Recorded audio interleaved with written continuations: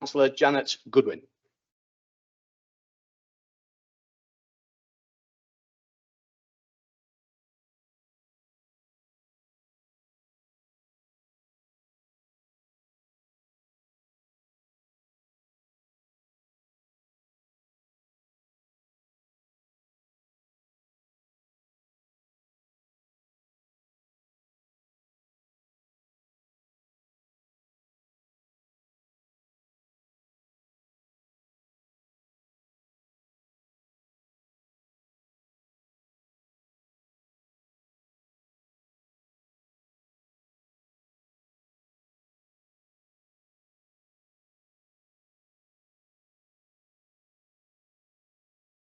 Item 1.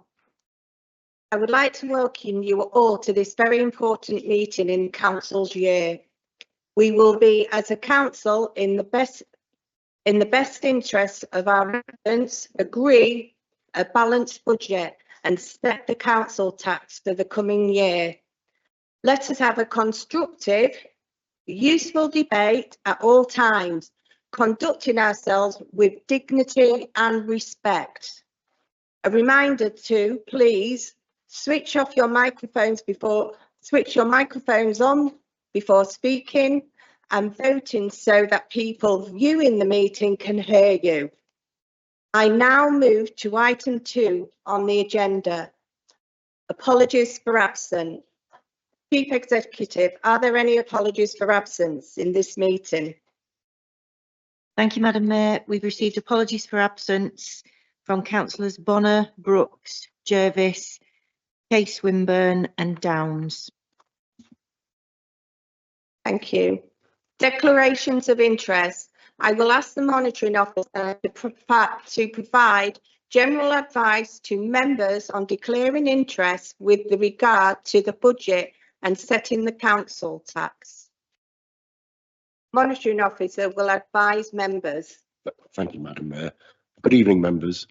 Just to advise and assure, the setting of the council tax falls within the exempt categories detailed in the Members' Code of Conduct, and as such it's accepted that as payers of council tax you have an interest, but there's no necessity to make any declaration in that regard.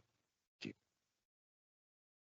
Are there any declarations of interest from members in any item on the agenda for this meeting? Item 4, Council Plan Refresh. A report from the Leader of the Council is seeking approval of the Refresh Council Plan.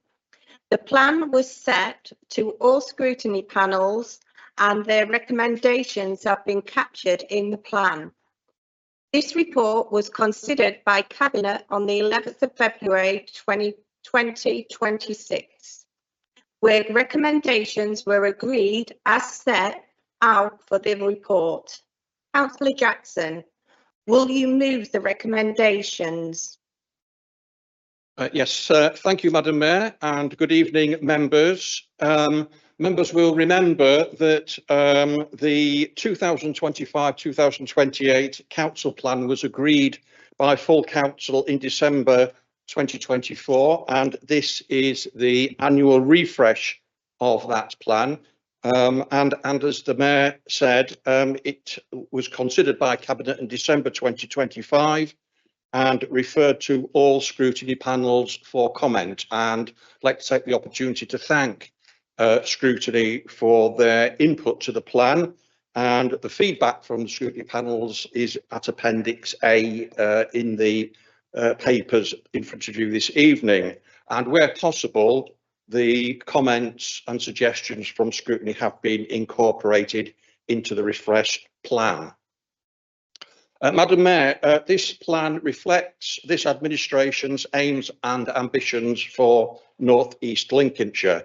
It has 2 overriding themes: stronger economy and stronger communities, 2 themes that we've had for a number of years now. And to support these 2 supplementary themes, greener future and effective and enabling council.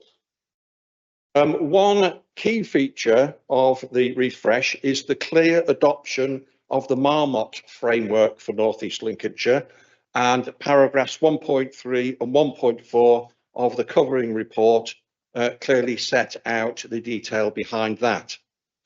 This Marmot framework will help tackle health inequalities within North East Lincolnshire, and I for one very much welcome the fact that we have that new framework in place.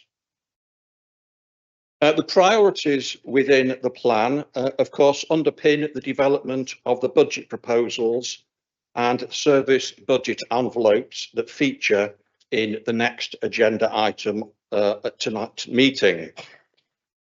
Madam Mayor, the plan is focused on aspiration, innovation and ambition to create better opportunities and outcomes for our children and young people so they thrive and achieve their full potential in North East Lincolnshire.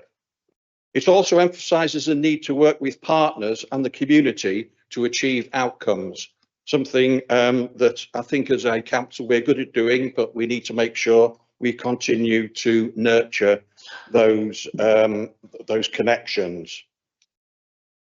Madam Mayor, under this administration, we've attracted record amounts of government grant funding to North East Lincolnshire. With the North East Lincolnshire Council's contribution, we are seeing a total of around £250 million of investment across our borough, which is truly transformational. Just focusing for a moment on Grimsby Town Centre, we've got the Horizon Youth Zone, which was opened last Saturday. I know a number of members were at that. It was a fantastic day, and it's going to be a great facility for our young people.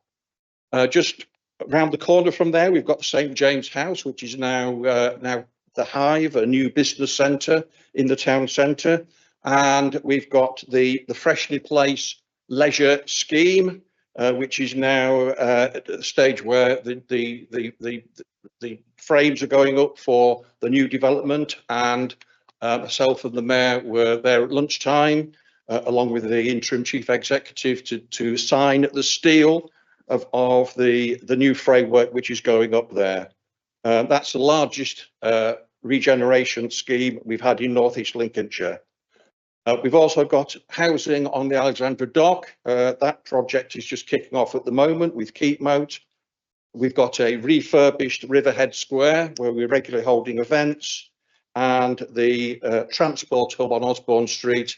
We purchased the land for that, and the relevant demolition has been undertaken to enable that to proceed further. We've got a community diagnostic centre in Freshney Place, and Freshney Place occupancy rates and footfall are very healthy. Moving briefly to Cleethorpes, Madam Mayor, we've got the Levelling Up Fund projects, Pier Gardens Marketplace, and the Sea Road development, all of which are kicking off in the next few weeks. The Pier Garden one has already started. We've also been very successful in getting grant funding to develop and grow leisure and culture and heritage sectors across North East Lincolnshire, and these place improvements are absolutely vital if we're going to make North East Lincolnshire a place where we can attract greater investment. And we're seeing that happening with the business and industrial growth we've had in the area. That we've seen growth in our traditional sectors and new industries, bringing more and better paid jobs to the area. The seafood cluster remains key to North East Lincolnshire, with 70% of UK seafood processed in North East Lincolnshire, 5,500 direct jobs and 10,000 jobs in the supply chain.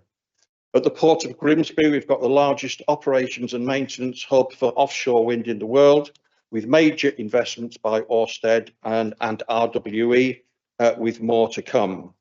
These are key to clean, sustainable energy and energy security, as well as growth in the local economy. We have the Port of Immingham, the UK's largest port by volume, and indeed, as the plan mentions, the town of Immingham itself, the population has grown by 2,000 over the past 10 years. With Freeport status around the Humber and recently adopted Humber economic strategy, all these industry sectors will continue to grow. This growth, Madam Mayor, is bringing demonstrable economic benefits to North East Lincolnshire and transforming the local economy. The latest Organisation of National Statistics 3-year growth figures show that North East Lincolnshire is now 7% more productive than the national average, and it's moved ahead of the rest of Greater Lincolnshire. Median earnings in North East Lincolnshire are now about £34,600 per annum.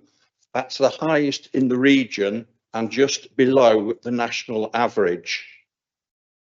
This plan also highlights our proactive skills strategy to enable us to equip local people to take the new, better paid jobs that are coming into the area. Madam Mayor, we will also be a strong voice within the Greater Lincolnshire Mayoral Combined County Authority, ensuring both Greater Lincolnshire and North East Lincolnshire flourish. We will continue our important collaboration around the Humber. That was a key part of the devolution deal. Madam Mayor, we need to attract people to live and work in North East Lincolnshire, and the local development plan refresh clearly sets out the need for more homes and the right homes in the right places. We also need to address the challenge of empty homes and housing standards in the older parts of the borough, and that's also addressed in this plan. The plan clearly sets out our ambition to continue with the children's services journey to outstanding. We are now rated good by Ofsted, but we need to continue with making further improvements in our children's services. Safer and cleaner streets remain a priority, as does becoming a greener borough, both physically and environmentally. Can I just take, Madam Mayor, this opportunity just to mention a minor amendment which has been made to the plan on the council website, and that's actually on page 24. 1 minute, Councillor Jackson. It's on page 24 of the plan, where it says encouraging people to use cycles or walk with more dedicated routes and shared use of things like bikes and e-scooters. The things like bikes and e-scooters has been removed and replaced with transport, Madam Mayor. So just to let members know, on the council website that has been amended. Madam Mayor, just to conclude, this is an ambitious and aspirational plan to change and improve North East Lincolnshire and is built on firm foundations. I move the plan and commend it to the Chamber. Thank you, Madam Mayor. Thank you, Councillor Jackson. Do I have a seconder? Thank you, Madam Mayor. I rise to second and reserve the right to speak. Thank you. I will now put the recommendations to the vote. Do we have any speakers? Councillor. Thank you, Madam Mayor. I rise to actually support the actual council refresh plan, but when we do talk about the council plan refresh, it's really important, Madam Mayor, to understand the benefits that are recommended in the plan. And looking at a couple of points relating to my portfolio, and when we look at housing, the council are at present, Madam Mayor, updating the local plan, which is due to be submitted for examination by government in late 2026. And this requires us as a council to identify areas that are suitable for development, such as what the leader has already allowed to, the project that has started on the Alexander Dock area in Grimsby Town Centre.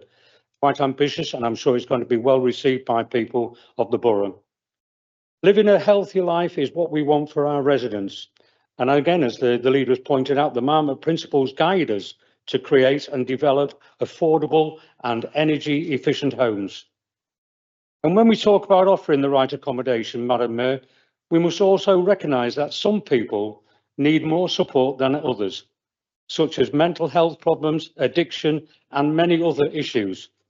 And within this council plan refresh, we pledge to grow our relationship with housing providers and the public sector also working with other agencies such as Homes England. And Madam Mayor, in the years ahead, our aim is to see less homelessness and rough sleeping, which is quite prevalent in the town centre at the moment. Madam Mayor, I am pleased to see the importance of Immingham in the plan. Well, really, you'd expect me to, wouldn't you, really? I always mention about how Immingham is important as the third town of North East Lincolnshire. Well, you would expect so. And as we can see how the town is growing into a successful town, and that's contributing to the economic future of North East Lincolnshire. Madam Mayor, within my portfolio for transport, we need to recognise that we all need sustainable transport to move around with safe routes across the borough. And that's where the funding from the BSIP programme comes into place, helping the council with improvements to go ahead, such as the transport hub that will link us to the improved facilities in the town centre. Madam Mayor, this is quite exciting times for this council, and the plan refresh will provide us, and I for one, and I'm sure I won't only be the one, but I want to be on that bus for what is going to be a great ride. Thank you, Madam Mayor. Thank you, Councillor Swinburne. Councillor Holland. Yes, thank you, Madam Mayor. Yes, I welcome the council plan refresh and its contents. There's of course quite a high-level strategic plan, and if you compare it with other council plans, sometimes you think they've been using the same template, because a lot of stuff is replicated there right the way across the country in terms of aspiration. That's not to say that those aspirations aren't good to have, but it is a strategic plan, and it does need to filter down into clarity of practice and outputs. Otherwise, all it is aspiration. I have to say, when some time ago now, I proposed that the council look at adopting the Marmot principles. I wasn't convinced that the council would go for it, I'll be honest. I'm pleased that we have. It's not a silver bullet, but what I think it will do is help that step change. We've needed that step change for a long time. Not only will it help individuals, but it will help the economic performance of the borough. And the thing I like particularly about the way that we've adopted those principles, for many years now, when journalists of any political persuasion want to write a story that basically demonstrates whatever political point they want to make, often they'll come here to Grimsby and to this borough to say, look, this is how things are.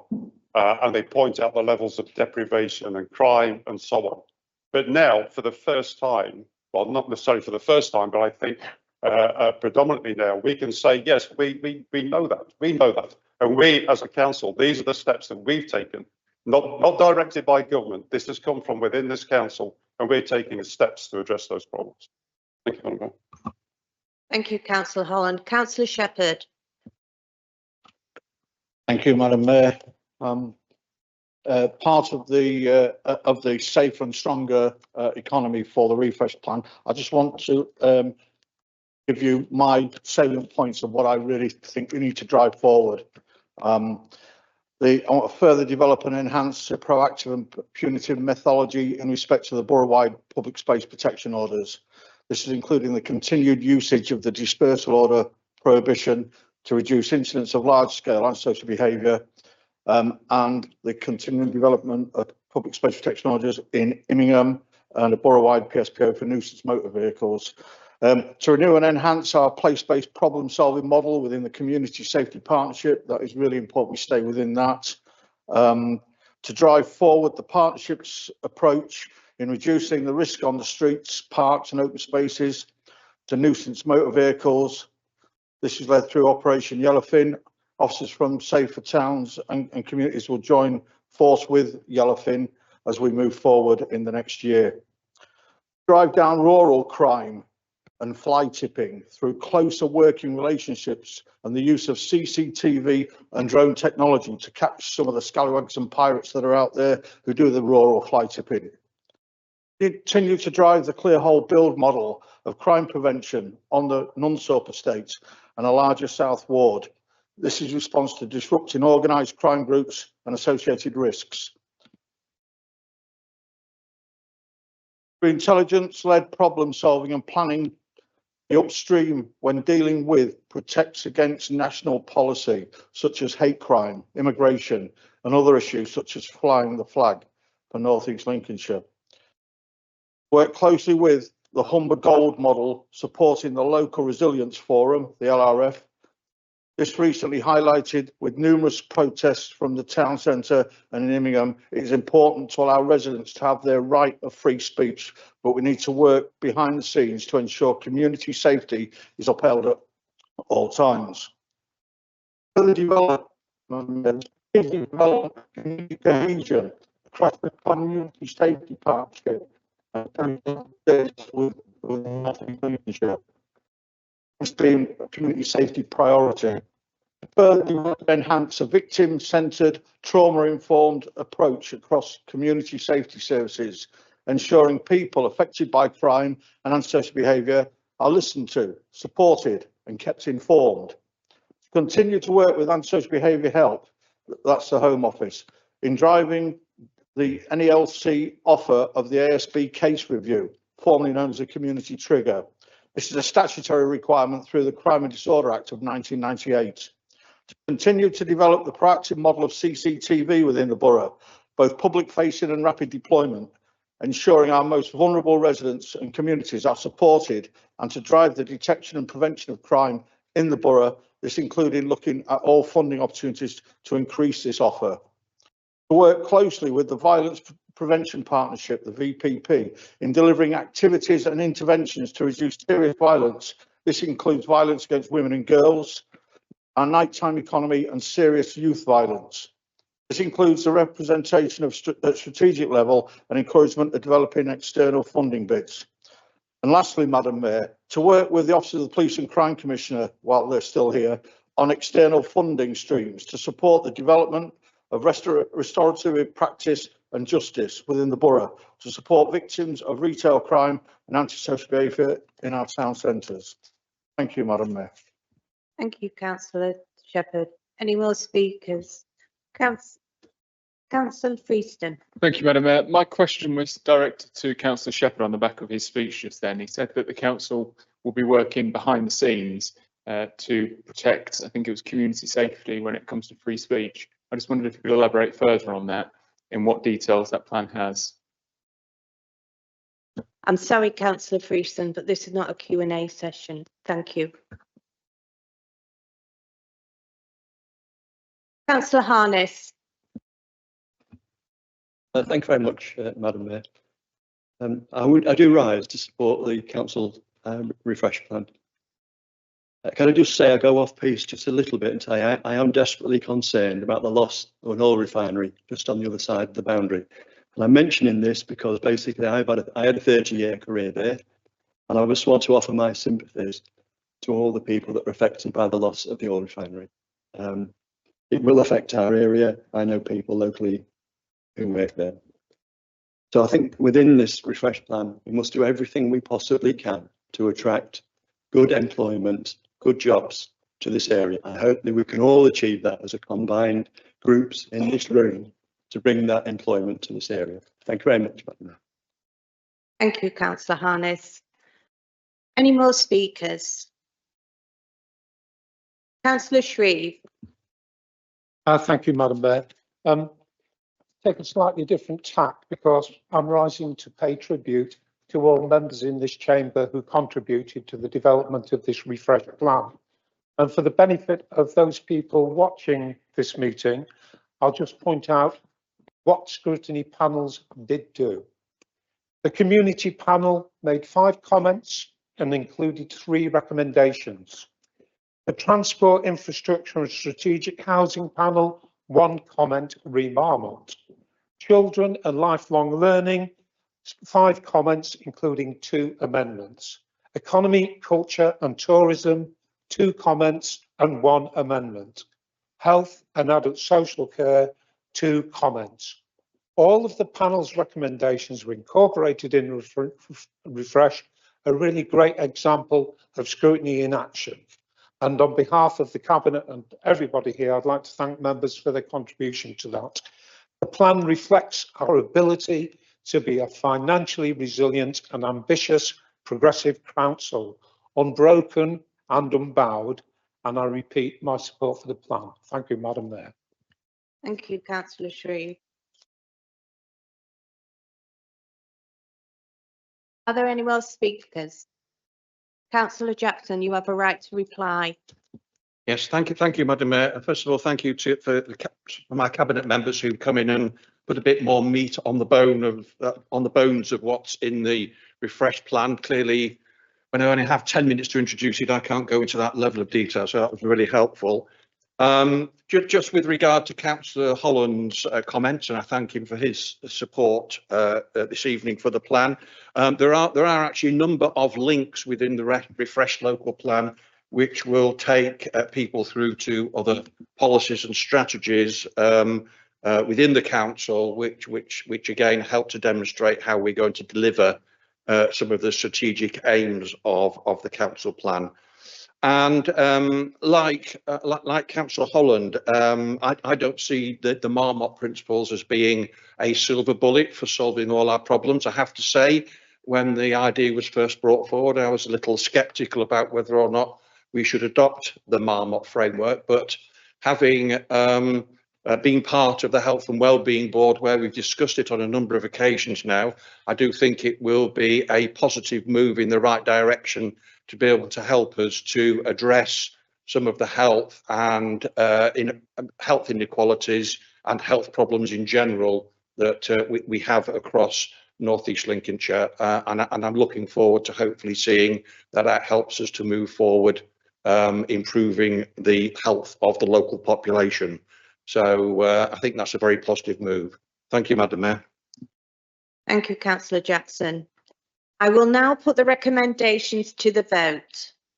All those in favour?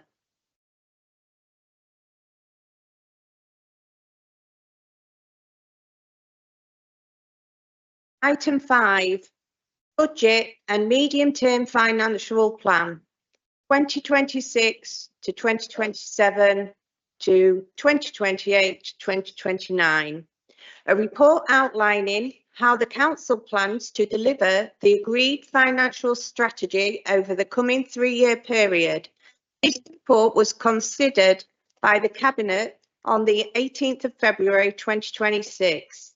The decision notice of that meeting has been tabled this evening.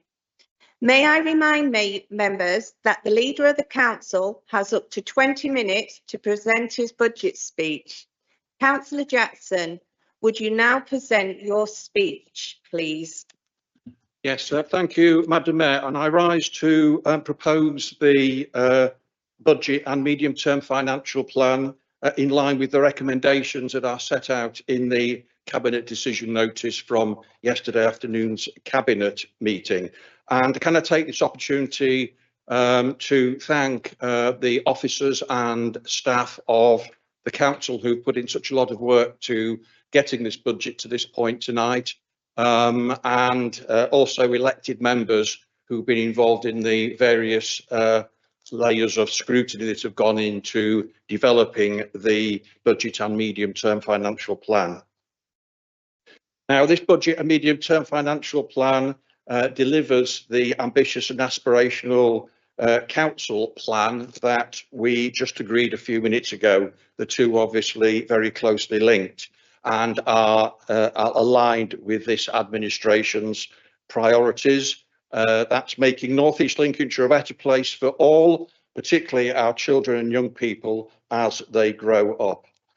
Madam Mayor, it also focuses on the delivery of efficient, effective and affordable public services.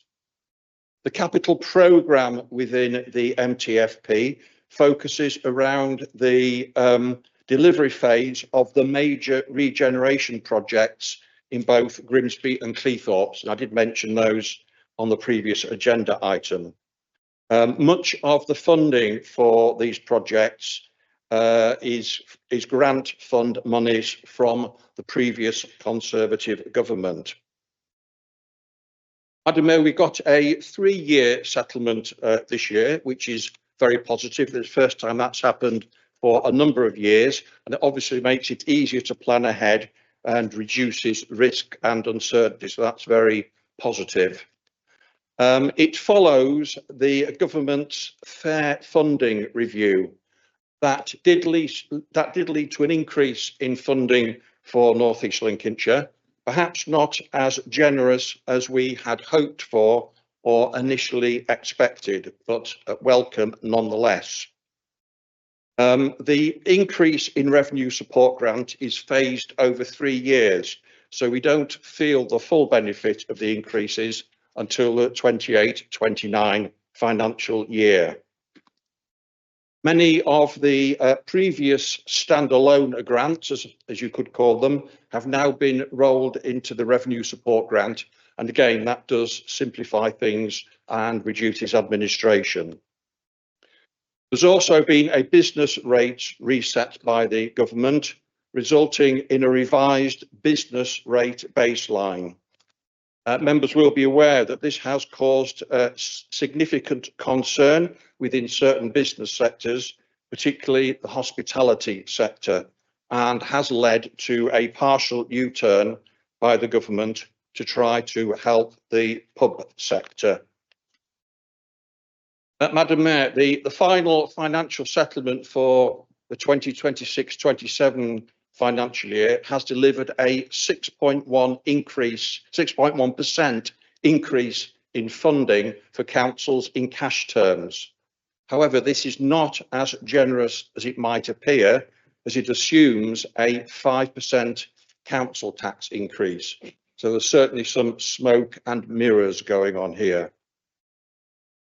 Members will have seen from the MTFP that we are proposing a balanced budget for each of the 3 years of the medium-term financial plan, as we have done every year since this administration came to power in 2019. As in previous years, this plan is dependent on ambitious but deliverable transformation plans designed to both save money and improve service delivery. This administration, Madam Mayor, has a sound record of transformation plan delivery. Madam Mayor, around 100 local authorities up and down the country have applied to the government for exceptional financial support. I just want to emphasise we are not one of those authorities. Madam Mayor, we will continue with the flexible use of capital receipts to help fund transformation. Asset rationalisation will continue to improve the efficiency of the council whilst generating capital receipts. Madam Mayor, this is not about selling off the silver, as some allege. It's about unused or underutilised assets being sold to others who could make better use of them or develop them faster and more effectively, whilst raising money for the council. The land at Pioneer Business Park at Stellingborough is a perfect example, where we sold this land to Associated British Ports, and they are now well down the road in developing the site with some speculative industrial units. Indeed, it's only a couple of weeks ago that I was there for yet another steel signing ceremony. Madam Mayor, we are a pragmatic administration. As well as selling assets, we've also purchased them, where a robust business plan shows it's the right thing to do.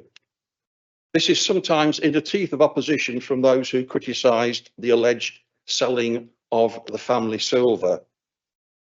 Some examples of assets that we have bought is Freshney Place, the House of Fraser building, and the Transport Hub land.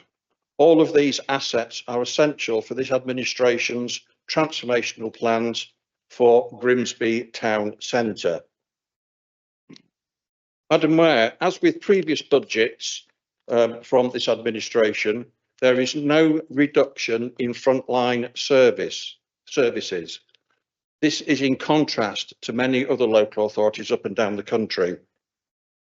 Indeed, street scene enhancements agreed as part of last year's budget for a trial period are being made a permanent feature of future delivery. And significant improvements in highways are also proposed, and I think Councillor Swinburne will have something to say about that later in the debate. There's also within the MTFP a renewed focus on the housing agenda, and I think we all recognise the importance of that. This includes the introduction of selective licensing on a trial basis, with a pledge to extend it if it's successful, and incorporate any lessons learned in the trial area. We will continue with the transformation improvement journey for children and family services. As I mentioned earlier, we're obviously good now, Ofsted rated as good, but we can't rest on our laurels and we need to continue with the journey. The MTFT also sets out the challenges associated with adult social care. These are not unique to North East Lincolnshire, it's a national issue, and this government, like many in the past, has unfortunately kicked the can down the road again. But our MTFP does set out mitigation plans for dealing with these challenges. As we have already discussed, North East Lincolnshire is now a Marmot place, and plans to deliver improvements in health outcomes are woven through the MTFP. The budget also recognises the importance of devolution. We intend to maximise the use of Greater Lincolnshire support for North East Lincolnshire, both revenue and capital, whilst playing a full part across the Greater Lincolnshire footprint and around the Humber. Madam Mayor, we have an ambitious capital programme, and will continue to invest in North East Lincolnshire to make the place as attractive as possible for residents and investors, and a better place for our young people to grow up and thrive. The capital programme very much consolidates the completion of the many and substantial regeneration projects that are currently underway. Madam Mayor, turning now to the council tax. The Cabinet recommends the initial proposed rise of 4.99% be reduced to 4.5%, i.e. 2% adult social care precept and 2.5% council tax. And I'd just like to take the opportunity to apologise to the Chamber. It was this administration's original intention that the papers that went to Cabinet yesterday would have reflected this proposed 0.5% reduction, but due to a misunderstanding, they were published still proposing the full 4.99%. We're able to propose a 0.5% reduction because of our sound financial management. We reported a solid and stable financial position over the past 12 months and end the year with one of the most positive performances for many years.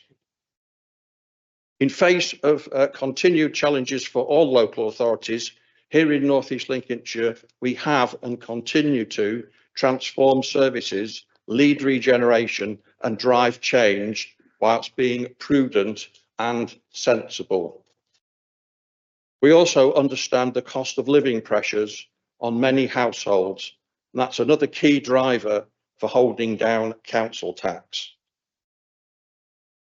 Madam Mayor, I'd just like to remind members about the content of this document, the local government reorganisation proposal that this council submitted to government back in November. It was unanimously supported by this council last November for submission, and there are quite a number of sections within that document which clearly state that this council is financially sustainable. And I would just remind members that everybody in this chamber put up a hand to support that. Now, against a backdrop of local government reorganisation, government's eyes are clearly on us and our sustainability as we move forward. I'd just like to say, Madam Mayor, that we are certainly not a broken council. as some are currently claiming. We are very much whole and thriving and have a robust and sustainable medium-term financial plan and council plan.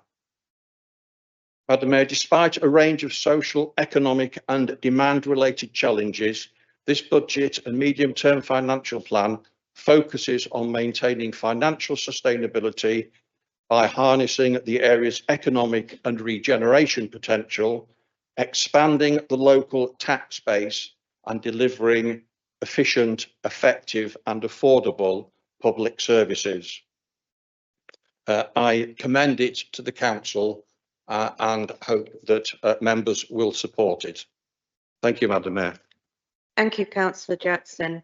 Councillor Harness, as portfolio holder for finance, resources and assets, would you like to address the council and second the motion? Yes, thank you, Madam Mayor. I'd like to rise to second the motion. I apologise for any repetition. The leader has covered many of the points I was going to make in his excellent opening remarks. I first congratulate officers for producing an excellent budget report that is well laid out, factual and detailed. The report frequently reminds us of challenges. However, we must for one moment allow ourselves to say well done to the administration and reflect on the fact that the financial position has been transformed from the nadir we experienced a few years ago. This budget and medium-term financial plan for the years 2026, 27 to 28, 29 sets out how the council will deliver its strategic outcomes and priorities as defined in the council plan approved by full council in December 2024. Recognising the ongoing uncertainties that may arise throughout the year, the council plan is subject to regular review to ensure it remains responsive and effective. Central to its approach is the council's commitment to transformation and the pursuit of long-term financial stability. The ambitious capital programme is fast becoming a reality. For many years, we have been promised a multi-year settlements and a review of fair funding. These are both important milestones for the council. Multi-year settlements give a degree of financial certainty for the future. The final local government financial settlement introduces fair funding and delivers a 6.1% increase in funding in cash terms, reflecting additional tax raising powers as detailed in the financial outlook. The full benefit of fair funding review will be phased in over the settlement period, with approximately 1/3 of the increased funding allocated each year until the full amount is received in the years 28, 20 to 29. I welcome the decision to reduce the council tax charge for the next financial year by a 0.5 percentage point, while some authorities are having to raise the council tax beyond the 5% cap. Some of the key headlines. This is a 3-year settlement, as we've heard. There is an introduction of a high need stability grant to support local authorities with DSG deficits during the transition to a reformed SEND system. The revenue support grant is updated to reflect new formulas and a simplification of grant funding streams. This consolidates several key grants previously part of the core spending power into the revenue support grant, including social care support, adult social care, market sustainability and employers NIC funding. There is additional consolidation of some housing and children's services grants into the RSG, as well as the establishment of the homelessness, rough sleeping and domestic abuse grants. The Children's Social Care Prevention Grant of £1.7 million is incorporated into the wider Children's Family Grant. Additional children's social care reform funding of £0.4 million will be received as part of the core spending power. This is also consolidated into the Children's and Families Grant. The Better Care Fund continues at the 25-26 levels. The recovery grant of £5.4 million, which we received last year, continues at these levels into the next year. The extended producer responsibility funding of £3.5 million also continues. Moving on, strategic reserves will be regularly reviewed. Council intends to utilise the government's flexibility to apply capital receipts towards funding transformation, and I congratulate the asset team for the work they do. They are the unsung heroes of our council at times. One area of uncertainty and concern that has been the high needs dedicated school grant deficit. The announcement from government of a high needs stability grant, as documented in the overview, is most welcome. The news follows. Councillor Harness. Okay, sorry. The news follows the July ICLAS inspection and outstanding children's services grades that were achieved. The MTF position and service budget envelopes 26-27 are tabled on pages 20-21 of the medium-term financial plan. The financial plan data within the MTFE position table is very much the same as that presented at the formal scrutiny of the budget on the 19th and 20th of January. The service envelopes define the level of investment across each core area of the council activity. Envelopes have been established by considering forecast funding projections, current expenditure levels and service plans and strategic priorities. Business rates are estimated to raise £54.6 million in the new financial year. There is no intention to change the qualifying criteria of the council tax support scheme. However, the increase in applications for the support is documented on page 24 of the report. Council tax remains the most significant source of income for the council at approximately £80 million, 36% of funding. The adult social care precept will raise £16.6 million in 26-27. Thank you, Councillor Harness. Your time's up. I thought you said 50 minutes.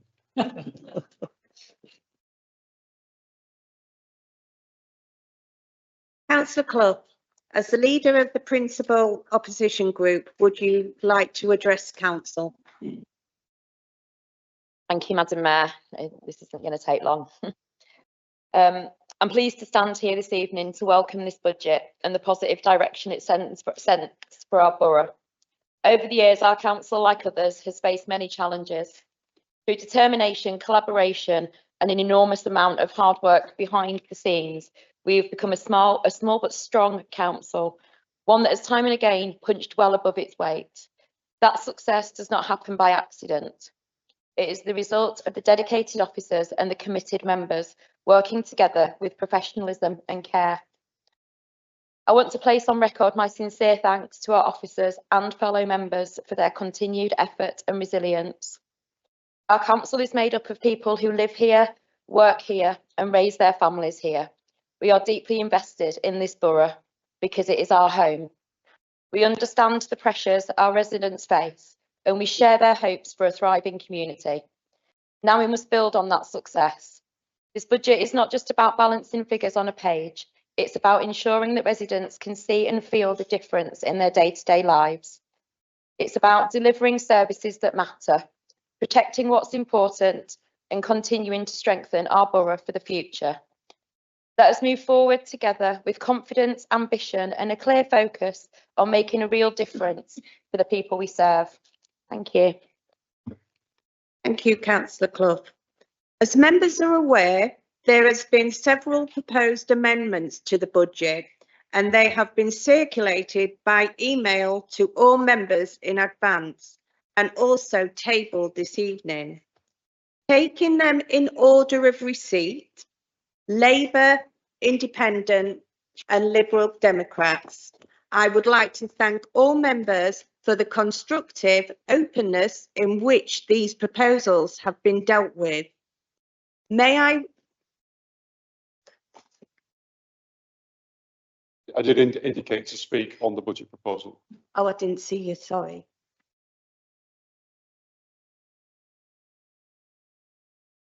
Councillor Holland, sorry.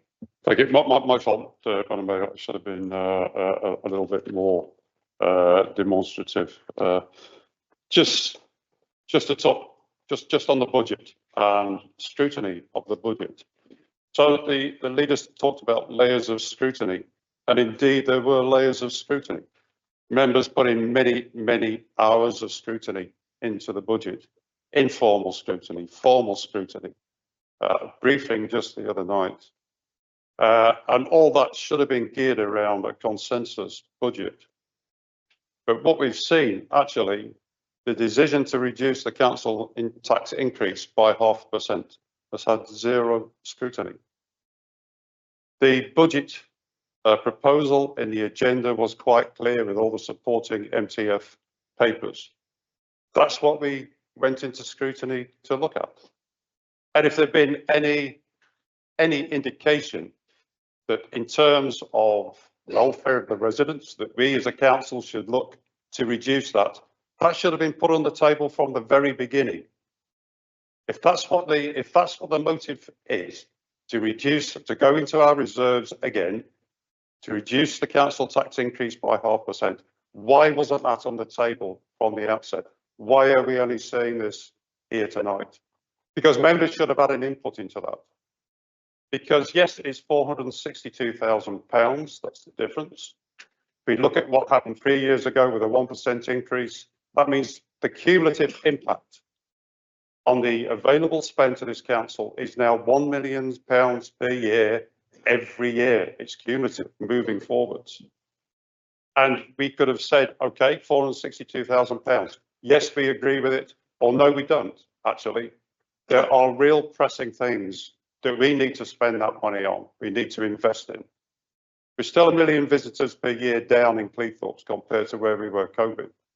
So we need to look very critically at these issues before we just say, yeah, this seems a good idea on the spur of the moment, for whatever motive, and I have suspicions of the motive. I don't like these rabbits out of hats. This is not the right way to do business.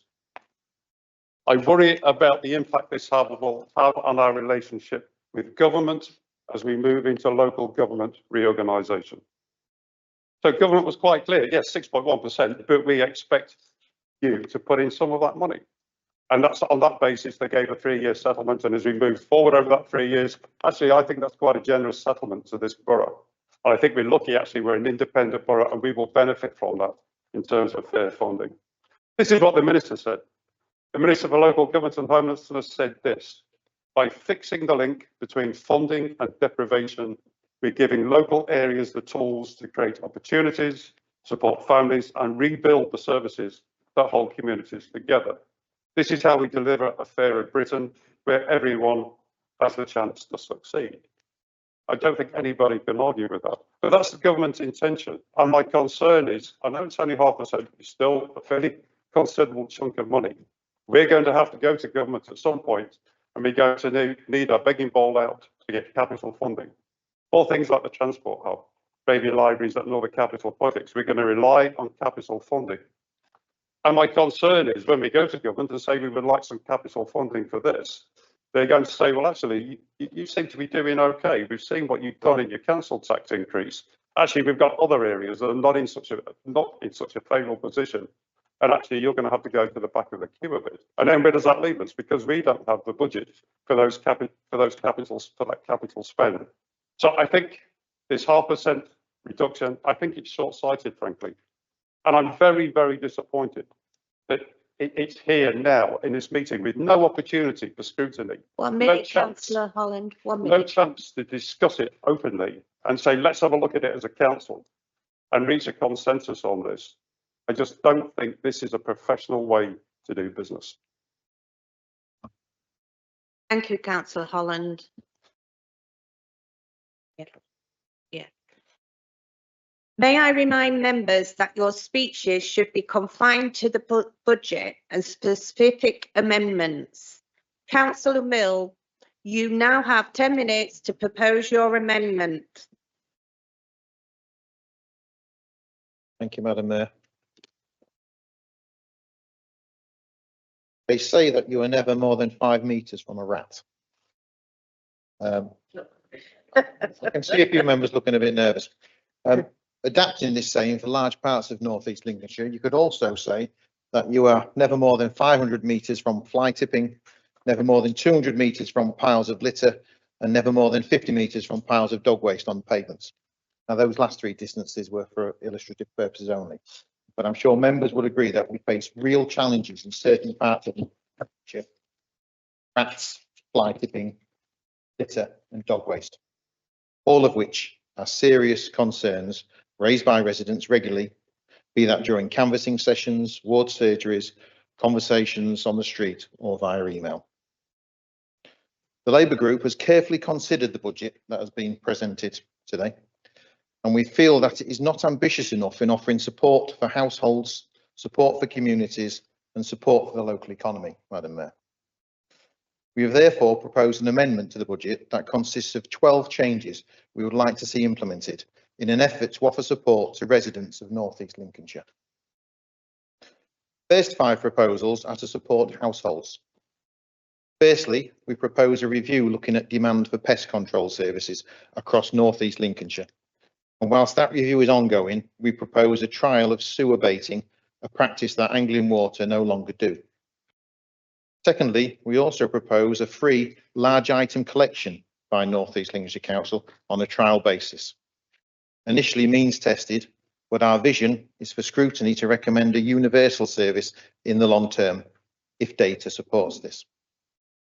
Thirdly, Madam Mayor, we also propose an extra large wheelie bin hire service on a trial basis for 9 months, allowing residents to hire the large biffa-sized bins as a more affordable alternative to skip hire. As members will be aware, the cost of skip hire is not affordable for many of our households in North East Lincolnshire. These 3 proposals look at trials at tackling some of the key concerns: rats, fly tipping, litter. The next 2 proposals for households look at offering financial relief to households. Extending school uniform grants, the funding for which would be allocated from the Crisis Resilience Fund, is the 4th proposal, offering some support to families who are struggling with the cost of school uniforms. The 5th proposal is exploring the potential for offering council tax relief to the terminally ill. We propose that during 2026-27, officers overseen by the appropriate scrutiny panel and after consulting with public and local and national charities would propose a framework that would offer the terminally ill relief from council tax in North East Lincolnshire. Officers estimate 300 residents would benefit from this, and I hope all members would agree this is something we seriously need to pursue as a council. Our next 3 proposals are aimed at offering support to communities. Now, as all members will be aware, we have some great work done in our communities, such as the like as Jim the Canoe River Cleaner, Frank Sparks, the North Wall Cleaner, and we've got numerous Womble groups that crop up across all wards picking litter. And there are many more who we really do need to thank for their efforts in keeping North East Lincolnshire a tidier and better place. But we as councillors need to do our bit, which is why we in the Labour group are proposing a trial of skip-it events, 5 in total, focused in those wards where fly tipping incidents are at their highest. We also propose, Madam Mayor, expanding the community payback provision across North East Lincolnshire by funding additional probation service supervisory capacity. This will allow more community payback sessions across North East Lincolnshire, helping to keep North East Lincolnshire tidy. And we also propose a trial investment in dog poo response patrols, focusing in high footfall areas such as schools, shopping streets and tourist areas. Now, these are all trials, the success of which will be determined by the appropriate scrutiny panels, but which hopefully send a message to our communities that we as a council are listening and taking action to support them. Now, I'm sure, Madam Mayor, all members would agree on the importance of local businesses in North East Lincolnshire and how we have a duty as councillors to help them succeed. We in Labour Group have considered the budget and proposed 3 changes aimed at supporting our local economy and the local businesses that act within it. Firstly, toilet provision in Cleethorpes. As a parent and now a grandparent, I know all too well the importance of decent and adequate toilet provision on family days out. It is a must for any destination where families are a major visitor group. We therefore propose committing 450,000 of capital investment capacity towards public toilet provision in Cleethorpes. The 450,000 budget figure is what officers have estimated would be the cost of building a toilet facility similar in size to that of the Kingsway Toilets facility. Such a facility would be a welcome addition to the resort. Secondly, free parking provision also remains important for a lot of our small local businesses, and we therefore propose, on a trial basis, a free 2-hour parking at weekends and bank holidays in the Grimsby Town Hall car park and the Cleethorpes Civic Offices car park. Now, within 5 minutes walk of both these car parks, there are dozens of local businesses which we hope will benefit from additional custom. Our final proposal for supporting the local economy is to commission a review into developing the Preston model of procurement, which is based upon community wealth building, with local suppliers being used by local authority and other public sector bodies, such as police authorities, education authorities, and housing providers. The aim of the Preston model is to grow local economy by local public sector committing to buying local. These three proposals will hopefully demonstrate to local businesses that we as local councillors are serious in supporting them both in the short and longer term. Finally, we in Labour Group looked at our local heritage assets and what could be done to support these. All members will be aware of recent heritage and cultural assets being at risk and in the news. Artwork on Abbey Walk car park, the Silver Jubilee tile mosaic in Freshney Place, and the Grimsby Central Library, to name just three. Our proposal is for resources within the existing capital asset management programme to be specifically earmarked for investing in the development and preservation of local heritage assets across North East Lincolnshire. A priority call on these earmarked funds would be Grimsby Central Library, where, subject to a fully worked up business case and detailed financial model, wouldn't expect anything less from an accountant, we would commit £4 million. Proposals within this budget amendment commit 500,000 of revenue expenditure, 25,000 funded from the Crisis Resilience Fund for the school uniforms, and 475,000 from transformational funding. There is a further commitment of 4,450,000 of capital investment. The proposals have been costed by officers and the amendment has been seen and approved by the Section 151 officer of meeting the financial requirements. And I would just like to take this opportunity to thank officers and the Section 151 officer himself for their assistance in helping us cost these proposals and getting them sorted out. Obviously, scrutiny panels would play a key part in oversight of these proposals and in recommending next steps after the trial periods have ended. Finally, Madam Mayor, I would like to remind members that the residents of North East Lincolnshire are ambitious for our area to succeed, and we as councillors need to match that ambition with a budget that supports our residents. I ask members to please support this budget amendment and send a clear message to residents that we do care about North East Lincolnshire. Thank you, Madam Mayor. Thank you, Councillor Mill. Councillor Wilson, will you second? I rise to second the amendment, Madam Mayor, and then reserve the right to speak. Thank you. Thank you, Councillor Mill. Councillor Hudson. Thank you, Madam Mayor. Now, there's an awful lot in this amendment that I support. I think there's some great ideas and I could really get behind it and back it. But there are a couple of concerns, and they are only concerns, and we can probably work through them, but I want to point them out. I want to thank the Labour Group for submitting this in advance, and it's given me the opportunity to talk to officers and have a look at the proposal beforehand. So we all know the Skip It event was well liked and well supported, but it involved a third operator. We paid over £100,000 for various size of skips to come into the borough at various locations. And as it says in the proposal, the waste team were required to work across a range of sites, collecting a variety of waste. Now, that put a lot of pressure on our waste team. They're already fully employed, and that then created difficulties with their work patterns. So what we did, we came up with a different scheme. We came up with Clear It, which you're all aware of. The idea behind Clear It is we provide the vehicles to remove the waste, so an 18-ton bin lorry and a 3.5-ton cage lorry, but the labour is provided by the residents. Now, we were offered 12 opportunities to do this across the borough.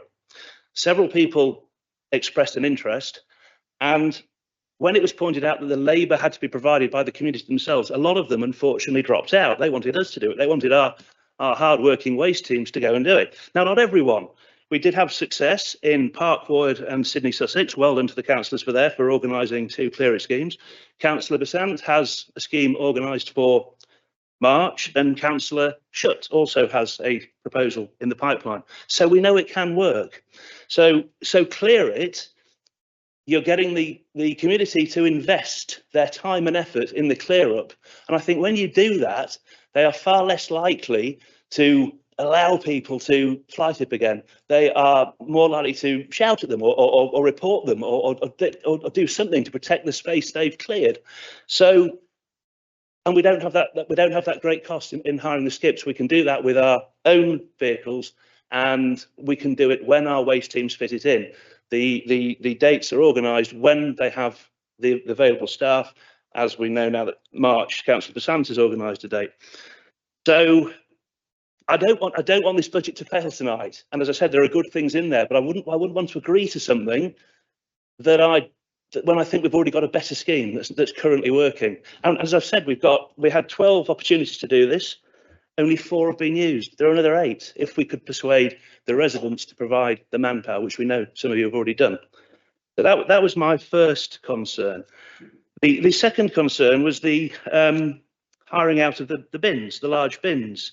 Now it says we can do that for £100,000, an estimate. Well, you can't buy a bin lorry for less than £250,000. You then need the bins, and then you need staff. I suggest if this is a scheme we want to trial, we use the companies that are already out there and pay for those bins. But then why are we doing that? They can hire them anyway. So again, I think I can't really support that. And the final thing that concerns me is the free collection of bulky goods. Now, at the moment, that service costs £26 for 4 items, £6.50 an item. I don't think it's an issue.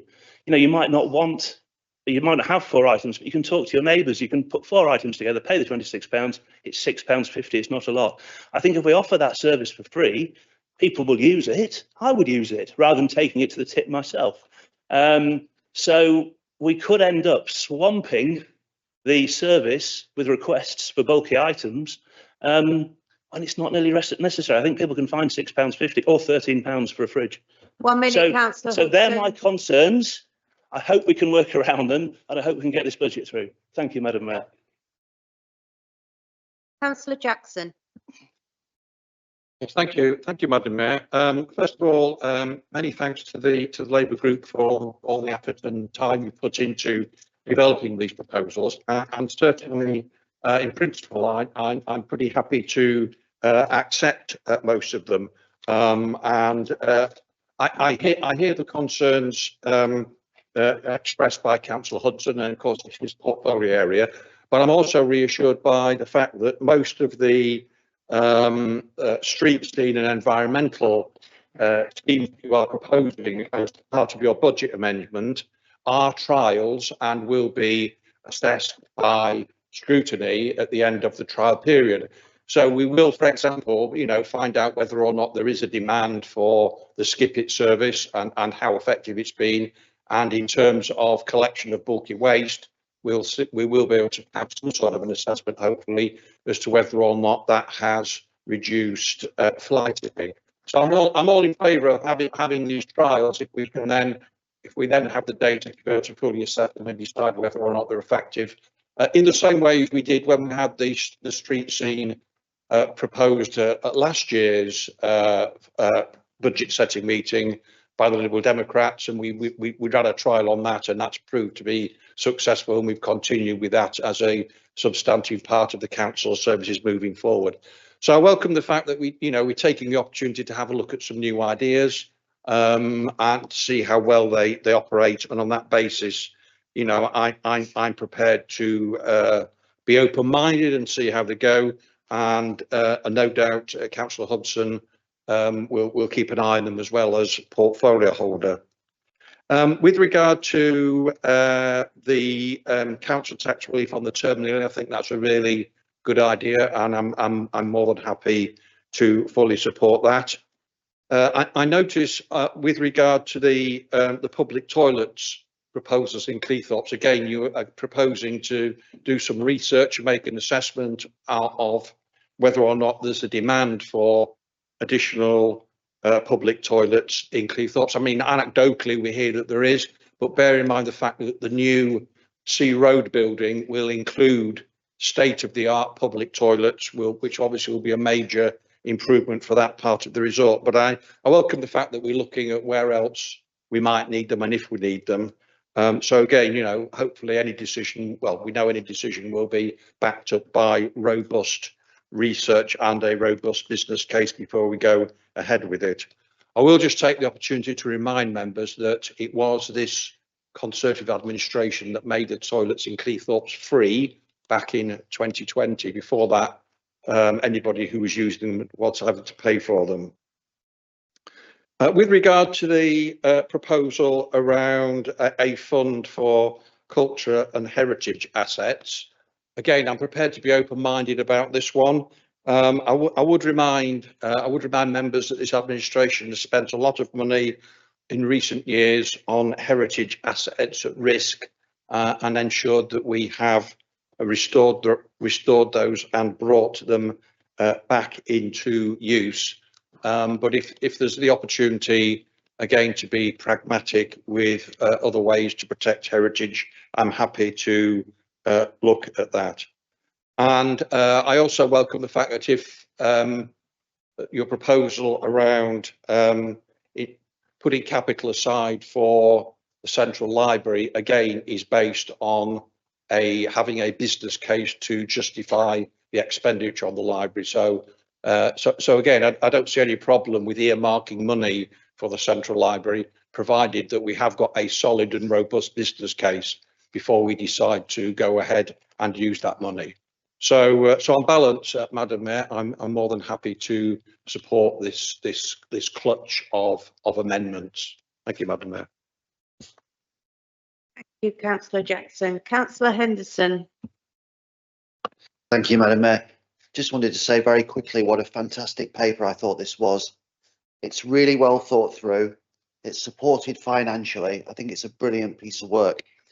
The two bits that I especially like are the Preston approach to procurement, because I think it's important that we encourage entrepreneurs and local businesses to flourish in this local area, and that we keep the Grimsby pound in Grimsby, and we grow the Grimsby pound and the Cleethorpes pound and the Immingham pound. I also really like the Heritage Fund. I think that there's been a lot said about the Central Library, and people will know that I'm a very big supporter of retaining the library as an instrument of social mobility and improvement in the town. It has an immense amount of value. And I really like the way that the Heritage Fund provides a vehicle for us to put money into. So it's not just about the council putting money in, it's about other people putting money in as well. And as we saw with the Horizon Youth Centre, which is a great example of a public and private partnership, we don't have to do it all by ourselves, but we do need to get behind it in the interest of the population that we're here to serve. I don't think the library is going to cost a lot of money to do. And you'll know from the previous discussions that the social value of the library of about £7.5 million a year, according to academic research, is absolutely immense. So let's make sure that we do the library justice.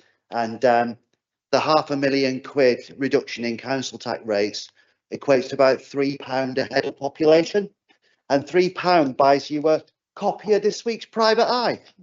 And in this week's Private Eye, there's a little article about our central library saying how important it is and how important it is we get behind it. So thank you, my friends over there, for what you're doing to try and save our library. Appreciate it. Thank you. Thank you. Councillor Aysthorpe. Thank you, Madam Mayor. I stand to speak on the amendment before us.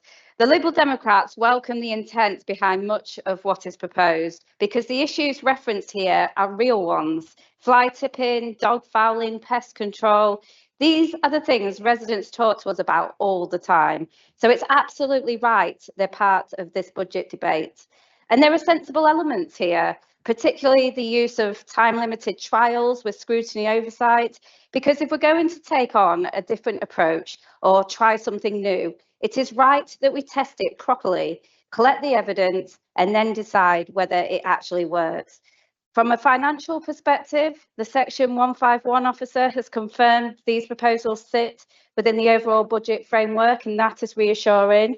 However, Delivery will ultimately determine success. There are several pilots proposed, many within environmental services, beginning in the same financial year. That represents a significant programme of work. Time-limited initiatives require the right operational capacity and careful sequencing from the outset. For these pilots to succeed, they will need realistic phasing, clear performance measures, and transparent reporting so residents can see whether the intended improvements have been achieved. That's not being negative, Madam Mayor, it's being responsible with public money. We will support these proposals constructively this evening, and we look forward to seeing clear, measurable evidence of their impact in the months ahead, because ambition is welcome and accountability ensures it delivers. Thank you. Thank you. Councillor Swinburne. Thank you, Madam Mayor, and congratulations to the Labour Group. I think you've done a great job on this amendment, and it must have taken a lot of work and time to actually look at all the 12 policies that you're trying to implement. And I hope, as we've been mentioned, that quite a few of these are on a trial basis. And I would hope that, the trial proves to be a success and it will be able to be rolled out. But just a couple of points on it, if you don't mind me just raising, that's relating to one in my previous life as the portfolio for environment. And when we looked at the skipping events in them occasions, I was told at the time, and whether that was right or not, that I was informed that each skipping event that we held was costing up to £100,000. And you're advocating here £50,000 to do those. So that's a bit of a concern to me that you think you can do it within that figure. But on the other hand, Madam Mayor, the parking provision in our town centre, I overwhelmingly welcome this. And you know very well that I've been advocating for 2 hours free parking in all the car parks in the town centre. And I'm hoping that, people will take advantage of this. Well, let's not forget that there is a parking review being taken on at the moment. And I am still pushing for a 2 hour free parking in all of them. And I think that would be more beneficial to the footfall into the town centre as well. So we will wait for the outcome of the parking review as well. But congratulations, and it's something that I will be supporting and hope that it is a success with your list of amendments. Thank you, Madam Mayor. Thank you. Councillor Clough. No. Councillor Freeston. Thank you. Congratulations to Councillor Clough. I think for the first time there's been some good political cross-party working, which is nice to see, and it makes these meetings actually feel quite worthwhile. So I'm more than happy to support the amendments you've made.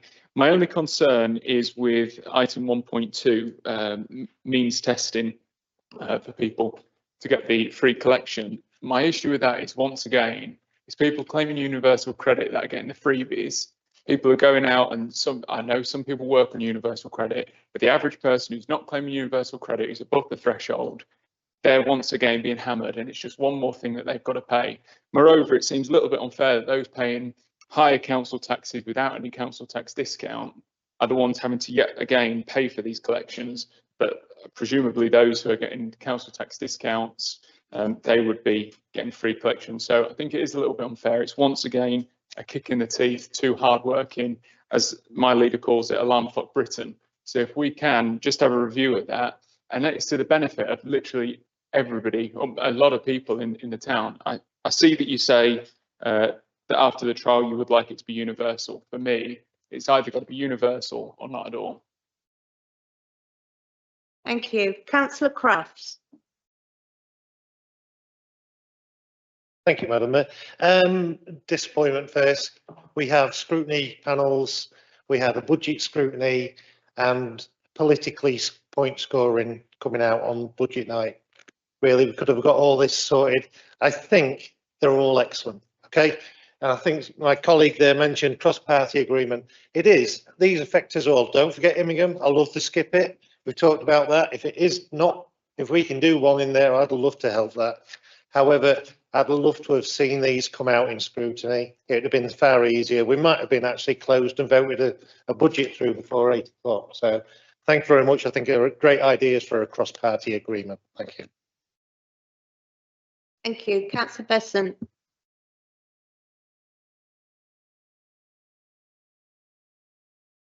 apologise about that, Madam Mayor. I'm just waiting for an hearing aid testing.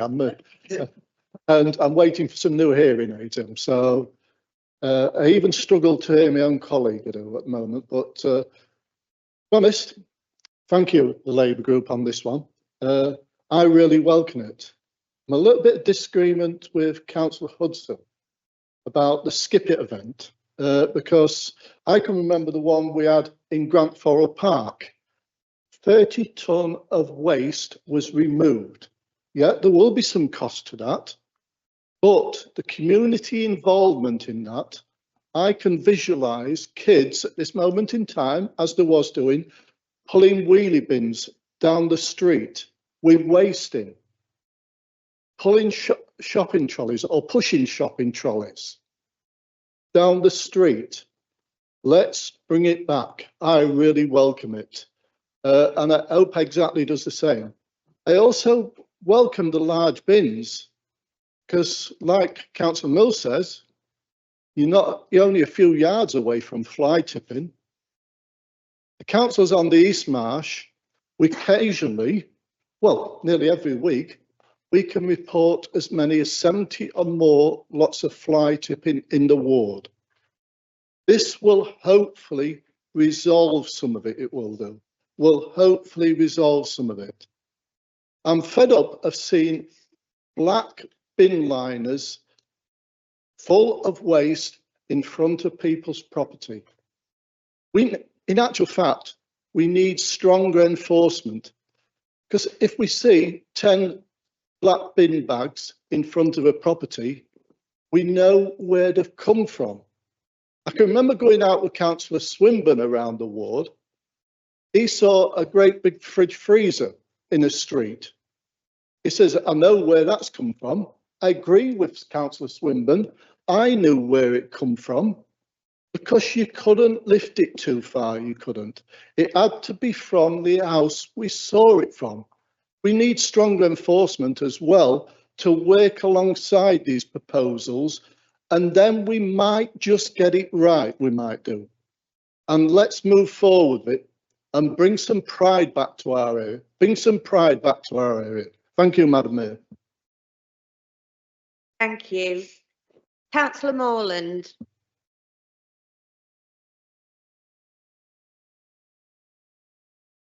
Thank you, Madam Mayor.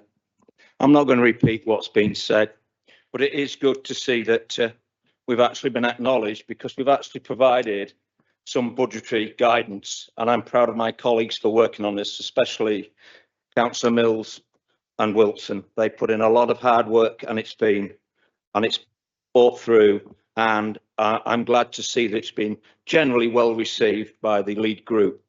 It's sad that Councillor Croft and Hudson have had to make one or two negative comments, but I understand that because they've got to show that they've read the thing, so if nothing else. But what it does, it shows that this Labour group is for local people. And what we've seen is, especially with certain areas, local businesses being asked to join in certain things and helping them with rates and what have you. And also Cleethorpes Marketplace and the Cleethorpes toilets. I think we do need to take account of whatever the statistics, because if we want this to be a proud borough to come to and a destination, holiday destination, then we certainly need to provide good quality public conveniences. As to the library, well, Councillor Jackson's mentioned the business case. Well, I'm afraid sometimes things are beyond a business case, and we have to actually put the money there for the pride that people have in that local facility. It's well known, it's been looked at by certain heritage groups, and they are amazed that we've even considered this authority, even thinking of closing it and knocking it down. They can't believe it, one or two people. But all I will say is, because I'm not going to do any more, what I want to say is that after Councillor Bessent has actually beat me to it, but we do need pride in place. And what I'm pleased at is that I think we need a strapline for this council when we're thinking about what the Labour group have done, which is think local, be local, act local. Thank you very much, Madam Mayor. Thank you. Councillor Dawkins. Thank you, Madam Mayor. There's a few points I'd like to pick up on. So, yeah, I mean, in general, I fully support what Labour's put forward. Toilets, changing rooms, obviously in the new developments, we're going to have some changing rooms which you haven't had in Cleethorpes ever before, not proper ones. And obviously we've got some at the station now, which is an addition. And obviously when we reopened Grant Street, I reopened Grant Street 2 years ago, it has definitely improved things, but I completely understand what you're saying about we need more toilets, and we do. You know, I can't disagree with that at all. Car parking, I support Stuart on that. We need car parking periods in Cleethorpes that allow people to nip into Cleethorpes and do a little bit of shopping and nip out again. So I completely support you there. The interesting one for me is libraries. You know, about 4 months ago, I think we had this conversation about libraries, how we're going to keep the libraries as they were, and you know, we're doing everything we can to bring Central Library back into action. This select committee via Councillor Holland have done a fantastic job, and I commend you on what you've done so far. And you've asked all the right questions, and even down to the fact that, you know, yes, we want the Central Libraries to survive, but it's not at any cost, and that's the important thing. It's all right saying yes, we want it to survive, and we've just got to pay for it. Well, I don't think that's acceptable to the residents. We've got to put the case forward, see what it comes in at, and then we'll ask everybody to make the decision. But I think that's the important thing to get across. Thank you. Thank you. Councillor Harness. Yeah, thank you, Madam Mayor. Yeah, I do rise to support the amendments. I think they're well thought out. A lot of hard work's gone into them, obviously. Just one I did want to talk about, which is 1.5 council tax relief for the terminally ill. And I do thank Councillor Miller and the rest of the Labour group for including that in there. I did receive representation from a number of people, a number of organisations, which would be last part of last year. They've all gone to officers to consider, but it was too late anything to be put into this budget. Hopefully we can work something up for the next year's budget. I think once you read about this, you know, there's a little bit on here, but I did do a bit of research myself and reading, and once you read about this, it's a no-brainer. It's an absolute no-brainer to support. I think Manchester's already implementing it within their financial plan. So thank you for including that in your list. Thank you very much. Thank you. Councillor Shreve. Thank you, Madam Mayor. I rise to support this amendment, this suite of amendments.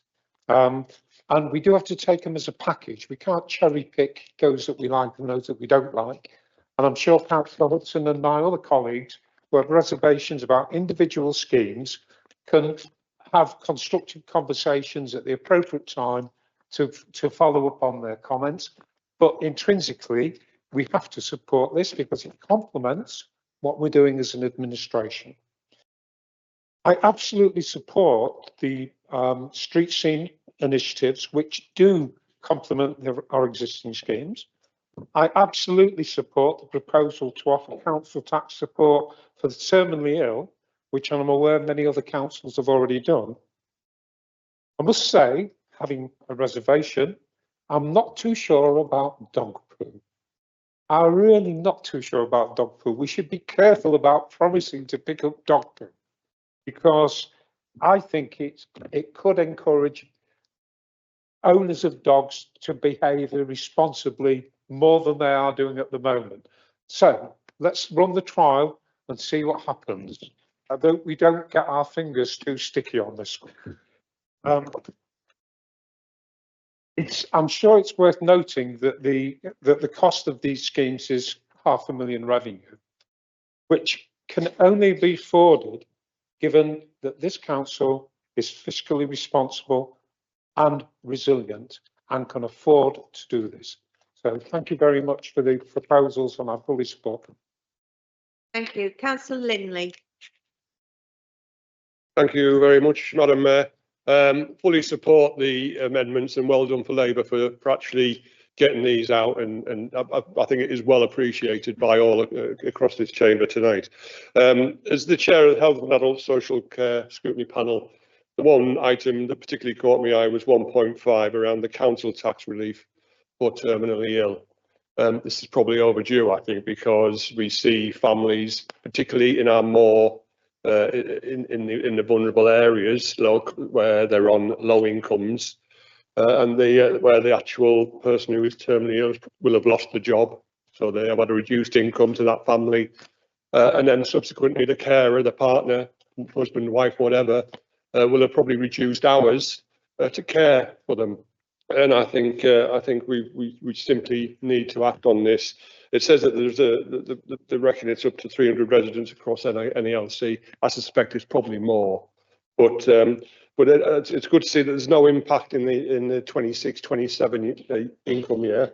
So this is, in effect, it's a free hit. It's a free hit, and in that time, we hopefully can get our heads together, get some work done, and get some arrangements in place for 27 and 28, so that this will continue, because I think clearly this affects people. This is supporting people who really do need that support, that possibly the worst time in their lives. So fully support the amendments. Thank you, Madam Mayor. Thank you. Councillor Mickleborough. Thank you, Madam Mayor. I think it's good to see that we are cooperating on this matter, because we're here for the whole residents of North East Lincolnshire. Most people aren't political, but we are. And although we have our differences in the chamber, I think the most important thing that we do is support the borough. Because at the end of the day, we're only a small borough. We're often competing against wealthy areas in the south, and we get less left out. So the more we are united, the better it is. Now, there's been some question about the large term item collection, whether it should be means tested or not. I noticed what Councillor Hudson mentioned something, but I don't think he would qualify for the trial period, because I can't imagine him being on pension credit or universal credit. I'm sure I'll correct it if I'm wrong. We did discuss whether it ought to be universal or not. We realise there are problems in limiting it, but at the same time, if it's not limited at the start, it means a much bigger cost for a trial period. But we'd be looking to, if a trial was successful, to extend it. And of course, at the end of the day, having these trials is what it's all about. It means that we can test ideas. If they're good, they can get forward. Scrutiny might amend them, it might get things thrown out. It's important to have these ideas. And I'm pleased, as one of my second last council meetings, that we've got this cooperation, we've got respect from the other side of the house. Long may it remain. Thank you, Madam Mayor. Thank you. Councillor Augusta. Yes, thanks, Madam Mayor. Actually, I was rising to say something very similar to Councillor Mickleborough about the large bulky waste collection, addressing Councillor Friedman's point. I would like to see it being universal, but we need to accept this is going to be a trial period for this scheme. That'll be up to scrutiny come next municipal year. And also, just to address sort of Councillor Hudson's point, it's going to be with the environmental team, and we've put a lot of pressure on different schemes. So hopefully, if it's successful, we can roll it out and we can have this free bulky waste collection for all our residents across the borough at the next budget. I'd also quickly want to address, as a member of the Library Select Committee, 4.1 about the importance of protecting our heritage. I think I knew how much the will of the members of the public around the library was, but I didn't think I'd see it enforced as much as I've done at every meeting of that committee. And I think it's important that we send a message tonight again that we stand by that and we will see our heritage assets protected in the future. Thank you, Madam Mayor. Thank you. Councillor Kazmarek. Madam Mayor, fellow councillors, ambition, compassion, understanding. That is what we want people to say when asked to describe our council. Ambition, compassion, and understanding is what this amendment brings to the budget. Ambition towards a cleaner town through pest control, dog fouling patrols and skip it events. Compassion through bulky waste collection, tax relief for the terminally ill, and large wheelie bins for residents to utilise. Understanding through more community payback provisions, adoption of the Preston model, and £4 million towards local heritage. Do we want residents to wake up tomorrow to an ambitious, compassionate and understanding council? That is the question I ask tonight. This is an enhancement to the budget. This is what we can get if we work together, cooperate for the best result for residents. I thank you all for your comments tonight of most support, few tidbits of improvements, but that is what we are here for, to work together. And this is all going to scrutiny so we can continue to work together. So I will thank you all for what I hope will be a unanimous decision tonight. And I will avoid making comments about Councillor Streeve's sticky fingers. Thank you, Madam Mayor. Thank you. Councillor Shaw. Thank you, Madam Mayor. Members, officers, I thought I would start by reassuring you that my speech today will be short, not controversial in any way whatsoever. Fingers crossed. When our leader, Councillor Clough, pushed, cajoled and begged us to compile and present an amended budget, she was sending out a challenge to the members on these benches. We needed to show what we can do as the main opposition to present sensible policies in an amended budget. We feel we have achieved that. Members, I'm sure you do too. Whatever pain and hurt we went through, it was worth it. And thanks must go to our leader, Councillor Clough, Councillor Patrick, Wilson, Councillor Mill as well, whose accountancy skills have been let loose at last. Madam Mayor, we on these benches would also like to thank officers for their advice and guidance. Thank you. We presented our Labour amended budget in good faith, and thank you for your support. Thank you, Madam Mayor.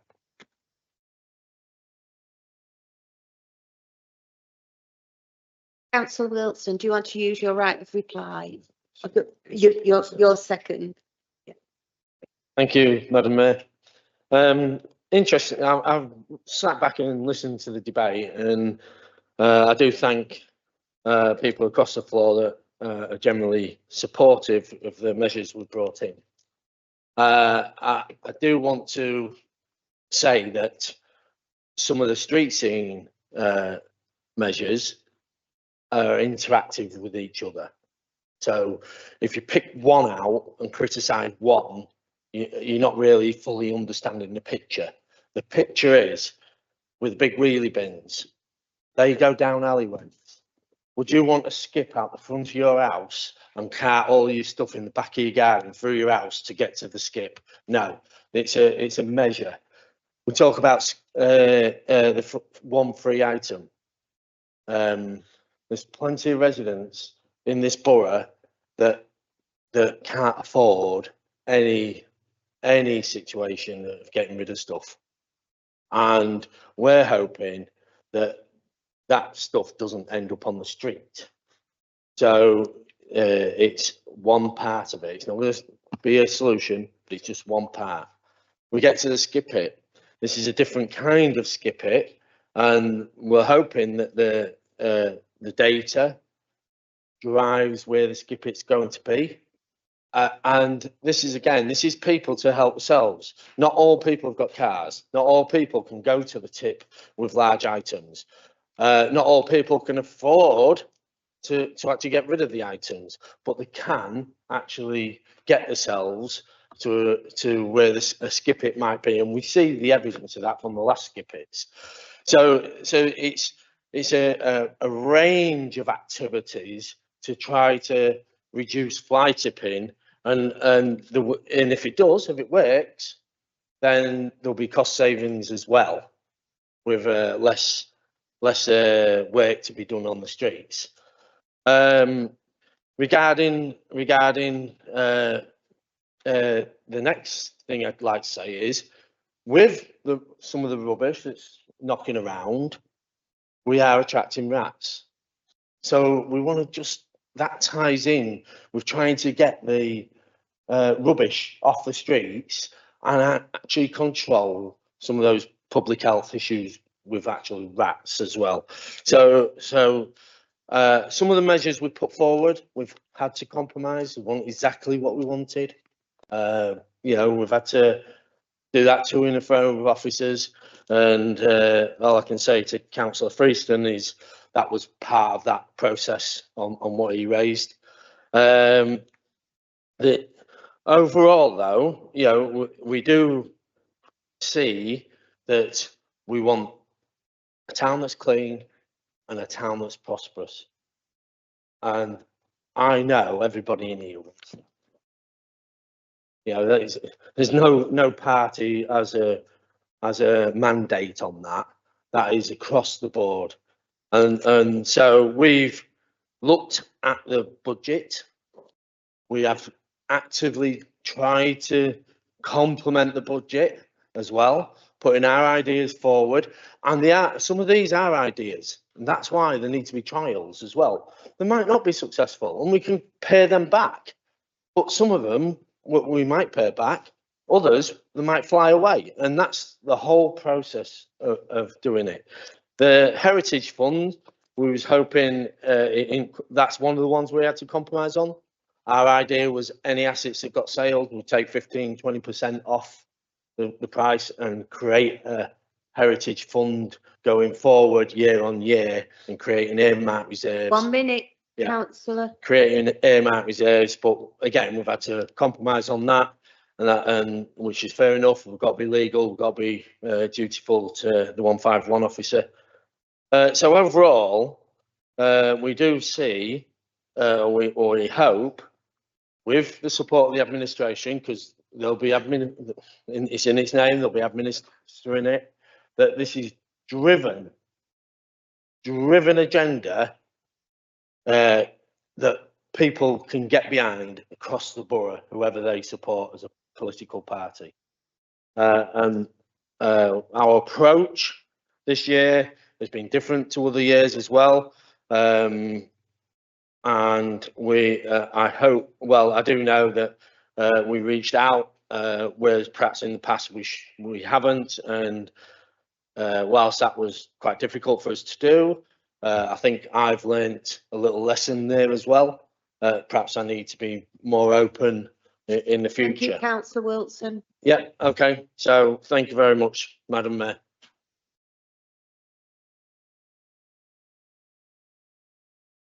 There's no more speakers. Oh, Councillor Wheatley. Thank you, Madam Mayor.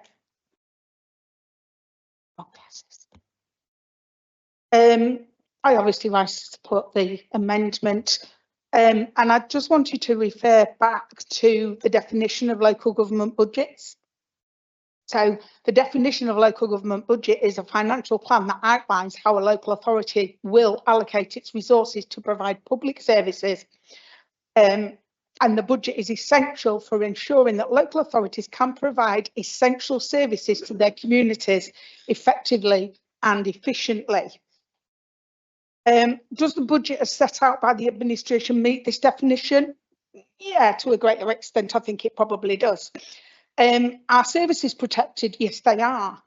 But actually, could it better serve the needs and wants of the residents? Yes, it could, which is why we've put the amendment forward that we have.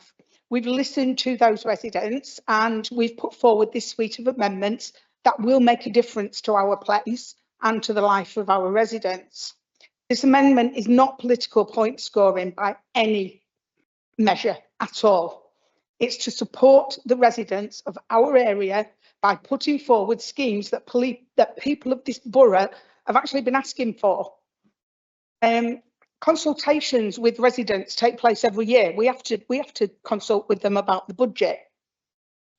And the issues of fly tipping, litter, car parking, toilets, all come up within that consultation. And actually, this amendment puts those concerns into tangible schemes that can be measured throughout the year. Councillor Hudson talked about the cost of bulky waste collection being negligible It's not negligible if you're on 72 quid a week job seekers allowance. This amendment absolutely meets the definition that I mentioned earlier, ensuring that communities have services that are effective and efficient and are what we and our residents see as essential. And that will make a tangible difference to the people of our borough. If this amendment is agreed, and I hope it is, I do hope that the communications put out by this council to our residents makes these schemes easy to access. Really important that our residents know that these schemes are out there and that they can access them. We don't want any barriers for residents because we want them to get the full benefits of these proposals. So I'm going to leave that there, but I do think that if this goes forward, and I hope that it does, that the communications is really, really on point. Thank you for that, Madam Mayor. Thank you. If there's no more speakers, would Councillor Mills like to reply? Thank you, Madam Mayor, and I thank members for the comments, both supportive and where they've got some concerns. I would just say for those who've got concerns, such as Councillor Hudson, that the scrutiny process will play a key part in these trial processes. So I would ask Councillor Hudson to have faith in the scrutiny process. It will do its job. So thank you. Thank you, Madam Mayor. Thank you. Members, I think for the amendment proposed by Councillor Mill and seconded by Councillor Wilson, I'm sensing a degree of accord across the chamber. We'd normally take a recorded vote, but there is precedent. If group leaders are happy to, we can just take this on a show of hands. Okay, thank you, Madam Mayor. You can invite. Are we all happy with the show of hands? Yeah. Yeah. All those in favour?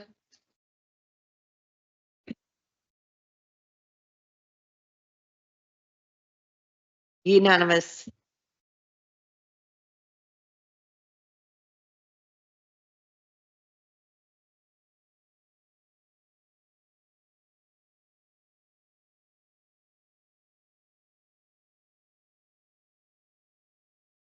Councillor Holland, you now have 10 minutes to move your amendment. Councillor Bright, will you second? Oh, sorry. Thank you, Madam Mayor. I will be very brief. At this moment in time, we have a pop-up library in Freshley Place, and we all see pop-up bars and pop-up hot dog stands and so on. And by definition, something that's pop-up is a temporary fixture.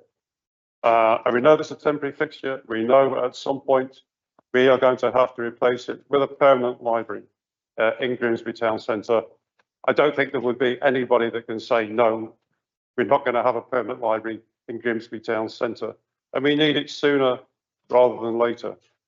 And I would say as we go into local government reorganisation, not being able to demonstrate that we have thought of that requirement and we've put some money aside to actually make that happen, I don't think that would show us in a very good light in terms of financial viability. So Councillor Dawkins mentioned the select committee. It hasn't finished. It's still ongoing. Still hasn't reached any conclusions as yet. So I'm not going to get, and I'm sure others will have an opinion, but I'm not going to express an opinion on Grimsby Central Library. That would be premature for me to do that. But what I would say is we need a permanent library, and I thank officers for their guidance and support in putting this amendment together. And what it does, it earmarks capital spend over the next 3 years. And it uses flexibility within the capital budget. So in other words, it's not exceeding the capital budget, so it doesn't have an impact on the revenue budget. And those sums are for next year, 1 million, the year after that, 5 million, the next year after that, 4 million. And I would emphasise on top of that earmarked capital provision, we also need, of course, to be exploring every possible opportunity for external funding to make sure that we have a library that is fit for purpose and fit for the next 25 years. When the current central library was built way back, it was considered state of the art, a library for the future. But whatever we do from now on also has to be state of the art, and it also has to be fit for the future. So I'm going to leave it at that. It's a very simple amendment. Thank you, Madam Mayor. Thank you. Councillor Bright, will you second? Yeah, I rise to second and reserve the right to speak. Councillor Jackson. Yes, thank you, Madam Mayor. I welcome this amendment as well. I think we all recognise the fact that we do need a library in the town centre. In fact, when we as an administration halted the public consultation on the future of the library service last year and committed to retaining the Cleethorpes Library and the library in Waltham, we also made it very clear that we knew we wanted to ensure that we had a library in Grimsby Town Centre. And I fully accept the fact that the current pop-up library, whilst it's doing a job, it isn't what we would like to see as a permanent feature in the town centre. We do need a better library. It needs to be the main library across the whole of North East Lincolnshire in the centre of the town. And I welcome the fact that we are looking at earmarking some funds to be able to develop that library wherever it might be. We need to continue to be open-minded about how we provide that library facility in the town centre. And this amendment clearly states that that's the case. So more than happy to support, Madam Mayor. Thank you. Councillor Aythorpe. Thank you, Madam Mayor. I stand to support this amendment before us. A town centre library is a significant civic asset for any community. It says we value learning, opportunity and a future worth investing in. Residents have been clear that they want a permanent town centre library restored. It is therefore right that we approach this responsibly. This amendment provides a framework to move that forward, and the S151 officer has confirmed the 10 million allocation sits within our capital programme and borrowing limits, giving us the assurance to move forward. If this amendment is approved tonight, the next step is to bring forward the detailed plans and complete the necessary work so this building can return to use as a permanent town centre library. The Liberal Democrats believe in investing in our town's future. We back projects that matter to residents, and we will expect this to be delivered to the high standard our town deserves. So tonight we are supporting this amendment because residents want certainty and because a permanent town centre library matters. Let's restore that library and ensure it is delivered properly. Thank you. Thank you. Councillor Clough.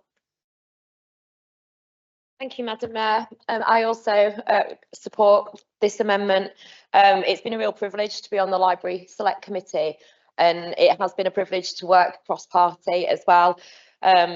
Everybody has had an input, and time again, we are met with a room full of dedicated residents. And I think what we're doing tonight is stepping up to their ambition and showing that we've listened, we've heard, and that we're putting things in place to make sure that we can actually, do the reality of the stuff and not just say, yes, we support you. We're actually physically showing that we do.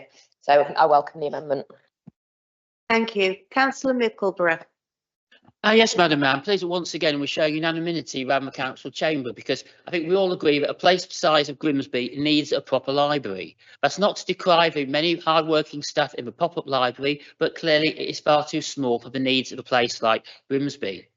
We are hoping as an authority to challenge and get a city of culture in the town. How can we be a city of culture when we haven't even got a proper library, I have to ask. And so whether it is that building, whether it is another building, because of course we can't be 100% certain because we don't know the outcome with all the asbestos and how much it would cost to repair it. But we definitely do need a central library. When it was built in the 1960s, it was state of the art, as somebody said. We do need something that's not going to just last for 25 years, but it's going to last more than that. Thank you, Madam Mayor. Thank you. Do I have any other speakers? Councillor Henderson. Thank you, Madam Mayor. The library was the last iconic building that was built in Grimsby Town Centre in the 1960s. It stood for 60 years. When it was built, it was a symbol of the prosperity of the town, and it was a beacon for people who didn't have a quiet place to go and learn, get trusted knowledge, be together. It's provided over the years 18 different services, including cafes, poetry classes, art shows, a whole range of things.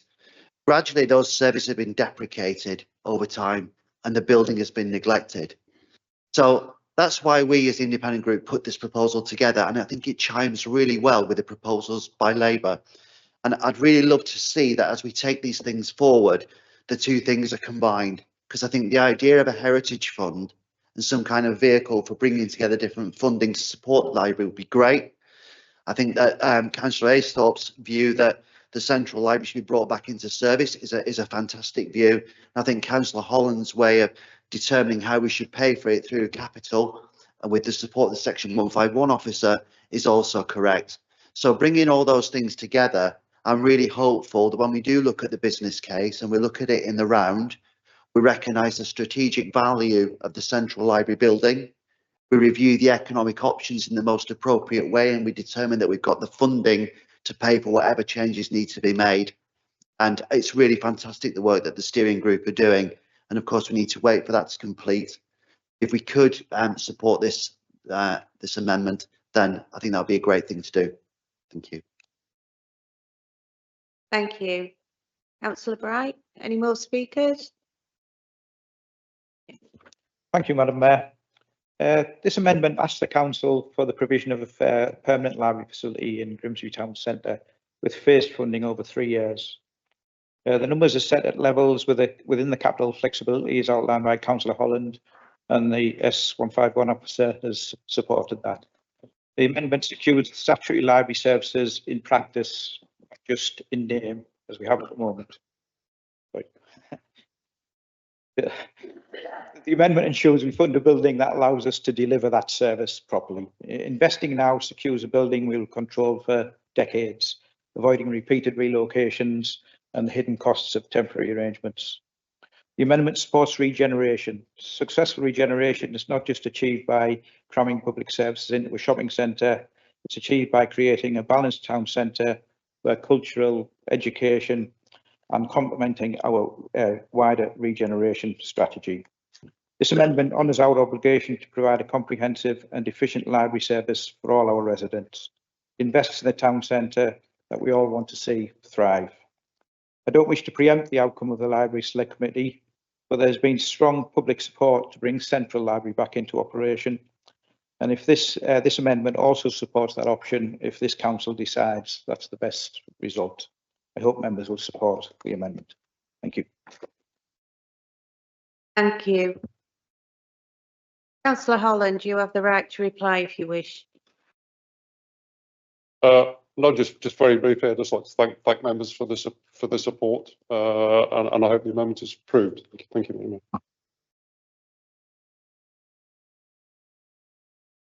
Madam Mayor, through you, if I may. Again, all groups have indicated accord with this amendment. I'm quite happy on a nod from the group leaders to take a show of hands. So all those in favour, can you please show? Thank you, members. That's unanimous.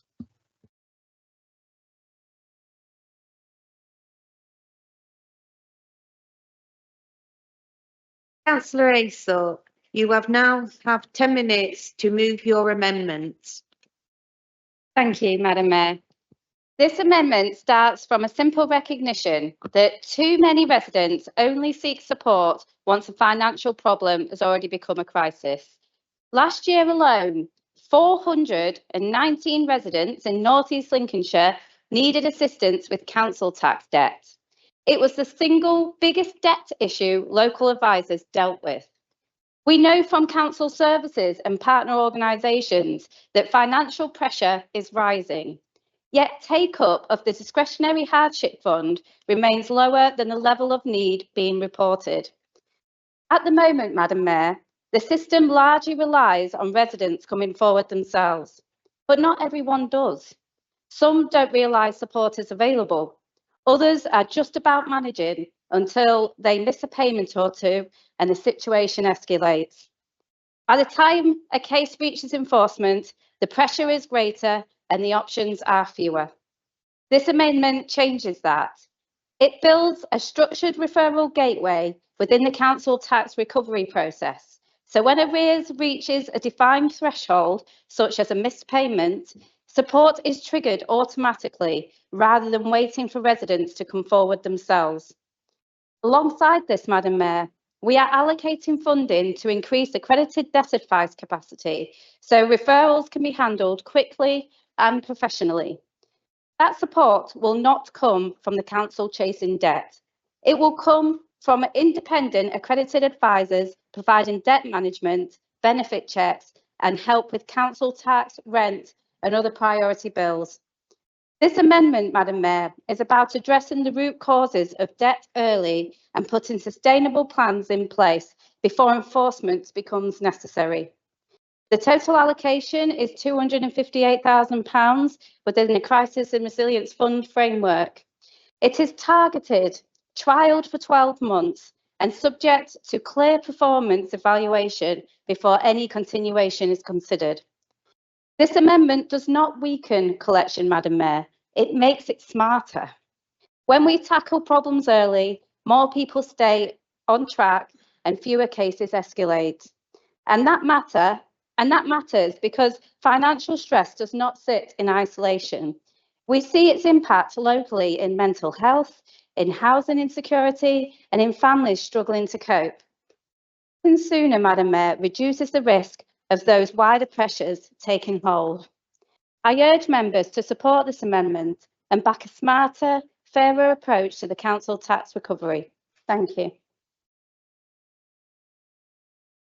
Thank you. Councillor Bertrand, will you second? I second and reserve the right to speak. Councillor Clough. Thank you, Madam Mayor. I really am behind this amendment. We looked into similar issues when we did our notice of motion previously, and cutting debt off earlier does increase revenue coming back, but the stress it puts on people is enormous. I really welcome it, and I really welcome the use of debt services to get in there early and support our residents. Thank you. Councillor Jackson. Thank you, Madam Mayor. I rise to support this amendment as well. I think anything we can do to intervene at an earlier stage when we recognise that people are potentially moving into debt problems, I think that's worthwhile. I mean, not only does it prevent a lot of stress and worry for the individuals concerned, I mean, it also potentially saves a lot of work for the council, and I can see that, you know, we could well save money by adopting this process as well. So I think it's a win-win situation. More than happy to support, Madam Mayor. Thank you. Councillor Emerson. Thank you, Madam Mayor. I rise to support this budget amendment as it benefits both ourselves as a council and residents already in or about to face financial hardship. It builds a good, strong relationship with existing trusted partners, and I believe they will be able to deliver professionally and with compassionate dignity, which in turn will help ensure that not all of the workload is placed onto the officers and staff with our own council. Furthermore, prevention is better than cure. Highlighting and dealing with this issue at the earliest stage will help ensure to relieve as much financial and mental pressure as much as possible, as we've seen with similar schemes such as help and support with the winter fuel allowance eligibility scheme. The amendment clearly outlines who will benefit and how, who is going to be involved, costings, and a detailed breakdown on what is going to be delivered, and I urge all members to support it. Thank you, Madam Mayor. Thank you. Councillor Holland. Yes, thank you, Madam Mayor. Yes, I rise to fully support the amendment. I think it reflects best practice, best government guidance, and also I think it is good from a reputational aspect. But I think it shows the council as to what we want it to be as a council that does look after the residents, yes, we have to get money. We have to raise money to provide services, but it shows also that we take the right approach. So yes, fully support this. Do I have any more speakers? Councillor Preston? Thank you very much, Madam Mayor. Really pleased that we've brought this budget amendment through. And can I praise the finance officers' staff, because when we approach the finance officers, when a person is getting in real serious trouble, normally a plan is drawn up. And residents don't realise this. I can remember going into one house, talking to a resident. This is quite some years back. And he was frightened that the bailiffs was going to be turning up. I went into his front room. Lo and behold, there was piles and piles of letters, unopened. He was so frightened that he couldn't open his electricity bill, his council tax bill, etc. People become ashamed, in actual fact, that they've got into debt and they can't deal with it. I'm really hoping with this budget amendment that we see less and less use of the dreaded bailiffs. I would like and hope in the future that we don't have to employ bailiffs. I'd like to see that. We should be a compassionate society, we should be. And I think this is a great amendment, and it looks like, wow, this is a triple win, isn't it? 3 amendments potentially to a budget. I've never known that. I've been a councillor since 2003. I've never known that. This will be the very first time it will do. But thank you very much, Madam Mayor. Again, members, I'm happy to take this matter on a show of hands if everyone agrees, and they appear to. So all those in favour, please indicate. That's clearly carried unanimously. I'm obliged. Thank you.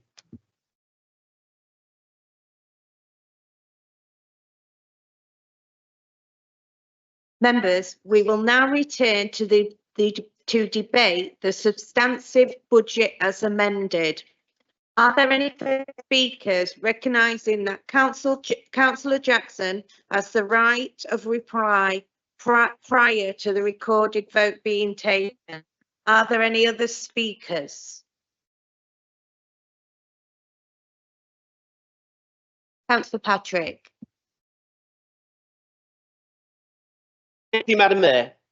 I rise to support this budget as laid out, not least because it is a budget built upon cross-party consensus, but also because it drives ambitions within the services we deliver. We need to be so much more than a body that delivers social services and other statutory functions. We need to match our residents' expectations where resources allow. We dare to call ourselves leaders of place. Tonight, this amended budget gives us more confidence to do just that. Since I joined this chamber some years ago, times have been full of challenge: austerity, COVID, war in Ukraine, and in the face of this, fantastic work has happened behind the scenes to make us a small but strong council that has time and time again punched well above its weight. We need to build on that success. Residents need to feel services that make a difference in their day-to-day lives. They rightly challenge where their council tax is spent, and tonight we can start to restore those expectations that many of us grew up with, expectations in areas such as communities. We have strong, proud and resilient communities that we all know. Many of us grew up in them, and they deserve and at times need our support. We see firsthand what strong community in action looks like, and they deserve every chance to thrive. Through extra support, we will help to build better outcomes that can be felt for years to meet those ambitions. Economy. We all want to see the local economy sustainably grow, both for local businesses and to attract already successful businesses to our area. Great strides have already been taken to develop local industry, which we welcome, but there is so much more to do. We have a plan for community wealth building, and we will encourage footfall back into our town centres. And of course, clean streets. We want to go back to basics and empower residents to be proud of the place they call home. We will put this into the budget for new services, as well as bring back services that residents tell us they want to see returned. This council can and will make a positive difference on what residents can see from their own front door. The first time, Madam Mayor, that I can remember, we have a budget built on a cross-broad consensus. Not a Labour, Conservative or a Liberal Democrat budget. This is a North East Lincolnshire Council budget. It's about the best of all the values in this chamber. I will be voting to support this budget as laid out, and I dare to hope that we might be brave tonight and support it by consensus. Thank you, Madam Mayor. Thank you. Councillor Swinburne. Thank you, Madam Mayor. I also rise to support the budget as laid out. Madam Mayor actually shows how the scaremongers of last year have been proven to be wrong in their assumptions that this council was going to be bankrupt. This council is financially sound, and this is shown by being able to reduce the proposed budget to 4.5%. And that is with the approval of the Section 151 officer saying that this is still a legal budget. Madam Mayor, just a few points relating to my portfolio. And I know there has been a lot of concern with the highway network causing congestion and frustration. Madam Mayor, I am now pleased to announce that this council has been awarded an extra £7.4 million over and above the usual funding received from the DFT for our LTP schemes and our yearly BSIP allocations. The highways teams are now currently producing for the additional 7.4 million and for consultation and governance. Madam Mayor, I can let this council know just what that I have been considering with officers and talking about the wider state of things. A borough-wide active travel programme, £125,000 towards identifying areas across the borough suitable for active travel, producing a master plan for future delivery.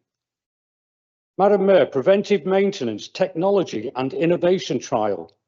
Preventive maintenance across our highway network is an area I believe we should be investing in, and £55,000 will be allocated towards trialling new innovation in this area to feed into future maintenance programmes. Borough-wide highway road safety, Madam Mayor. Another programme that I'm keen on. £2 million towards the road safety and traffic management enhancement across the borough. This is aimed to make the highway network more efficient and safer for all users. A borough-wide highway maintenance resurfacing programme. We all know how difficult it's been with the problems we've had on the highway with surfacing. Enhancing and improving the carriageway surface on our main roads, increase public transport reliability and improve ride quality and reducing reactive maintenance disruption. I am pleased to announce that we will be putting in an additional £3 million, and this will be made available for resurfacing schemes, and this will be on top of our business as usual with the LTP programme. Street lighting and central management system rollout. Improving our street lighting assets can lead to energy savings and improved maintenance, and we'll be allocating £50,000 to review our existing provision. Smart network technology. It's about time we moved on with this sort of thing, Madam Mayor, and real-time information for all vehicles using the network, and it can help to reduce journey time and disruption. £50,000 will be provided to allow the highways team to scope the feasibility of implementing borough-wide smart network technology, such as vehicle systems, ANPR, real-time journey information, and car park space availability. Borough-wide signals refurbishment programme. £50,000 will be allocated towards a review of all signalised junctions across the borough to ensure optimisation of signals and sensors can make these junctions more dynamic. Borough-wide structures refurbishment programme, Madam Mayor, £125,000 towards structural surveys and producing a future programme to ensure bridges, culverts and retaining walls within our network are well maintained. And finally, Madam Mayor, existing schemes. £1.9 million will be allocated to support existing highway and transportation schemes, such as the Transport Hub and the thank you, Madam Mayor, such as the Transport Hub and the regeneration of Abbey Walk car park. Madam Mayor, I'm pleased that this extra funding will go a long way to continue the work that this administration is doing to improve facilities in the borough that have been needed for so long. Thank you, Madam Mayor. Thank you, Councillor Swinburne. Councillor Henderson. Thank you, Madam Mayor. There are two budgets in front of us, I think. There's budget one, which is the conversation that we've been having all night, which is a really productive conversation about things that we can do. But actually, it's been around the edges. You know, in terms of the portfolio of things that the Labour Group put forward, they weren't massively materially, financially impactful to our budget when you look at some of our other costs. And I'm drawn to the paper from the Section 151 officer, our finance director, who says, my professional recommendation remains that council tax is increased by 4.99%. If my finance director is telling me that, then I'm interested. So I think that the other budget and the other story is a story of how the administration's failed to get a grip on social care costs. The insourcing of Equans hasn't raised any money or saved any money. Budgets for large capital projects like Corporation Bridge and the eye-watering borrowing to prop up its freshly placed vanity project are kind of out of control. And the administration's benefited from a couple of windfalls intended for other purposes. So the public health money that was awarded under the Fair Funding Review is intended for our kids and people who are really struggling. It's not intended to go into a kitty which is used to pay the interest on loans for freshly placed. And I know there's no direct hypothecation between those budgets, but that is the fact of the matter. Money is coming in and money is going out. So I'd like to see that funding being used for the purpose for which it was intended. It's not very marmot to use it for a different purpose. And I'm really uncomfortable with the cabinet press release that came out last night. But well done us. We're not putting council tax up by the full amount. We're allowing residents to keep more money in our pockets. Great story. How much? Less than £500,000. About £3 a resident, 6 pence a day. So this reduction in council tax is either materially big, if so, how do we pay for it? Or it's trivially small, in which case, why do it? And we've got a financial plan that's impacted by this decision. When we were asked to approve council tax bandings last time we were all together as a group, that was underpinned by a model that had this £500,000 in it. So how does that decision now hold water? And there have been other decisions that have been spoken about tonight that have been based on a financial model that has now changed. I think we've got an established way of working as a council, and this decision drives a coach and horses through it in the name of the administration, saving residents the cost of a cup of coffee per annum. So we come here tonight to be asked to rule on a budget that's had this last minute change. This hasn't been impact assessed, and where members and officers have not had a chance to provide any input in advance. And as Councillor Holland said earlier, it's not gone through scrutiny. So despite the very productive discussion that we had and the amendments earlier on today, I find it really difficult as a member to say I support a budget with a council tax settlement in it that is not backed up by the finance director of the organisation. And I wonder whether anybody else feels the same. I'm sure we'll get some comments in a minute. I bet I will. And I'll be very grateful, Councillor Shreve. Thanks very much. Councillor Wilson. Thank you, Madam Mayor. Interestingly, tonight we've had 3 amendments to a budget. So usually, when you amend a budget, it means you generally support it. And with that in mind, that 4 groups have put a positive message on the budget, that I request that the question be put.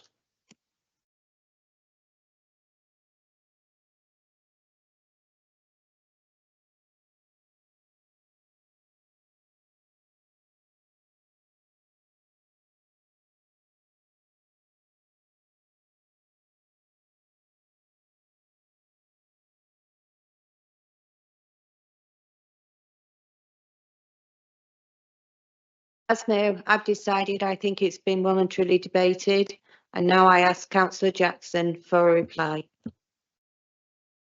Thank you, Madam Mayor. Like Councillor Basant, I've been a member of this local authority since 2003 and have taken part in every budget debate since 2004. And I've never quite known an evening like this until we had Councillor Henderson speaking. Pretty well everybody, and Councillor Holland, pretty well everybody was unanimous. Only two members have spoken against the reduction in of 0.5% in the council tax figure, and I'll come back to that in a minute. But generally speaking, we've had an outbreak of violent agreement, so I think that's really good. And I think there's been a lot of positive amendments brought forward tonight, based on a sound budget initially, which was put together to make sure that we take the area forward and improve the area for everybody concerned, particularly our children and young people. You know, the amendments that have been proposed have complemented that. You know, every year from Councillor Henderson, we get this statement about the fact that the local authority is on the verge of financial disaster, and it's never come about yet.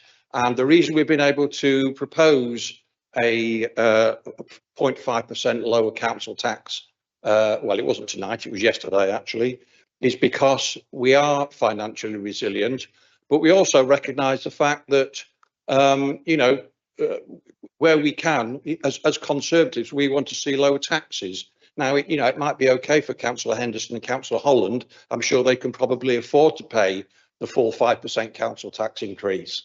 But of course, there are people out there who will welcome the fact that we've got a lower council tax increase. Point of order, please, Madam Mayor. It's not for Councillor Jackson to comment on the financial affairs of other members. That's not a point of order, Madam Mayor.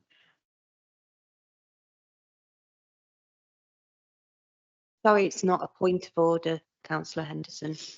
Thank you, Madam Mayor. Councillor Henderson also ought to find out a bit more about how standing orders work, I think, if you're going to stand up and make those sort of comments. But, you know, and this will, of course, save people money in the future as well. So it's not just this year that we're saving residents money because of a lower council tax increase. That as quite rightly has been said, that carries on into years in the future. So where we can, you know, we should be trying to save residents money by having a lower council tax. I personally would like to see the council tax even lower than it is now, and I would have liked to have seen a larger reduction if it was possible, but we recognise we've got a lot of other pressures as a local authority and we can't do that. But we will make sure during the election campaign that everybody knows that the independent group on this council are in favour of higher taxes. You know, that will be all over our literature, we will note that. But, you know, I think it's a shame that we had such, you know, a level of consensus tonight around the chamber, apart from two members of the independent group. But anyway, I hope that members as a whole, with the exception of perhaps some of our independent colleagues, can support the budget tonight with the reduction in the council tax. Yeah, points of personal explanation. So let me just go back to what I originally said. So Councillor Jackson is twisting it to say that I didn't agree that the council tax should be made lower than it was. That wasn't the point I was making. My point was about the process. And the process was what I was objecting to. The fact that I had to find out from a press release last night what the change was, where we've had months to sort this out. If it was right, if that 4.5% was right for the benefit of the residents, it should have been put on the table to go through scrutiny, through financial modelling. Thank you, Councillor Bolland. You've made your point. Thank you. Yes, thank you, Madam Mayor. I mean, I did make the point earlier on that it was this administration's intention initially that the 4.5% council tax increase figure would have appeared in the papers going to cabinet yesterday, which would have meant that all members would have known a week beforehand that that was going to be the case. But at the end of the day, we're the elected members, we run the council, and we've got to make a judgment. Obviously, we respect the views of our officers. the Section 151 officer has made it very plain that he's fully in acceptance of the fact that we are only proposing a 4.5% increase. So therefore, I can't really see what the problem is. But you know, it's very clear from what I'm hearing tonight that we've got independent members who are high taxers, whereas we as Conservatives prefer lower taxation. So I'm happy that we've had such consensus otherwise across the chamber, and I hope all members will support this amended budget tonight. Thank you, Madam Mayor. Thank you, Leader. In accordance with the Constitution, I will now take a recorded vote on the substantive budget recommendation as amended. Thank you, Madam Mayor. All those in favour say for, all those against say against, any abstentions say abstain. Councillor Aysthorpe. For. Councillor Augusta. For. Councillor Bissant. For. Councillor Boyd. For. Councillor Bright. Abstain. Councillor Cairns. For. Councillor Clough. For. Councillor Cracknell. For. Councillor Crofts.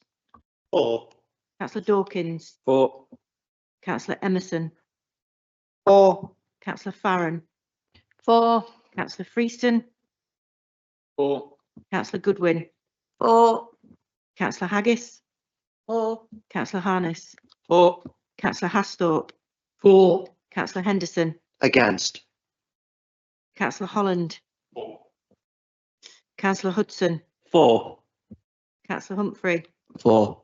Councillor Jackson. For. Councillor Kazmarek.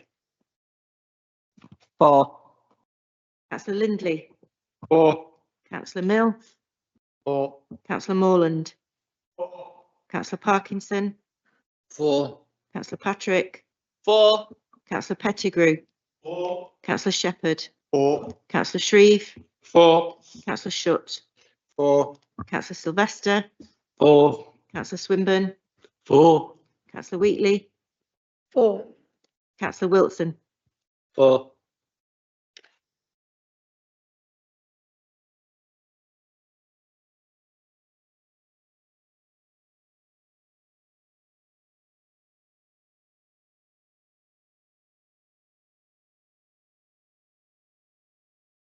Thank you, Madam Mayor. Members, the result of the recorded vote, for 34, against 1, and there's 1 abstention. The budget as amended has been carried. Thank you.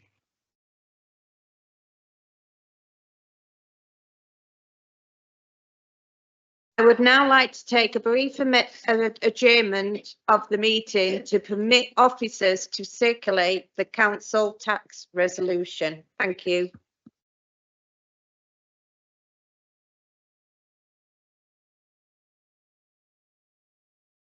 Members, with the approach of the guillotine at 9:30, can I suggest a 10-minute adjournment?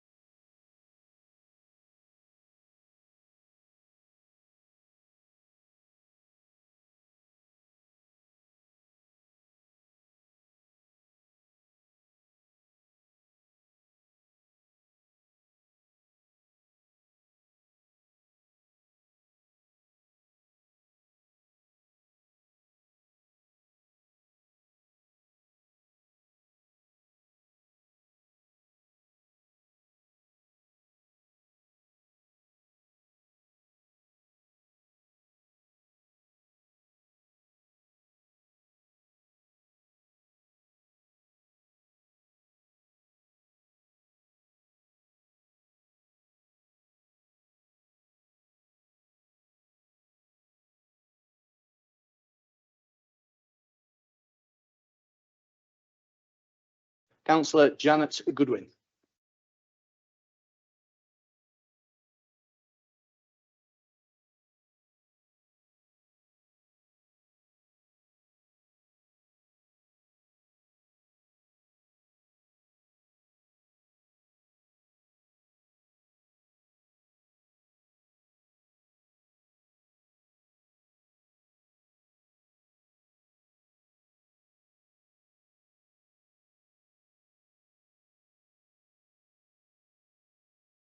Please be seated.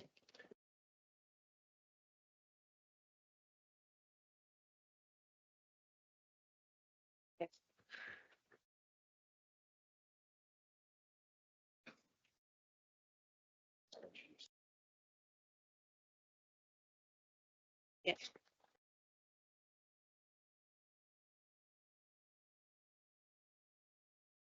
Yeah.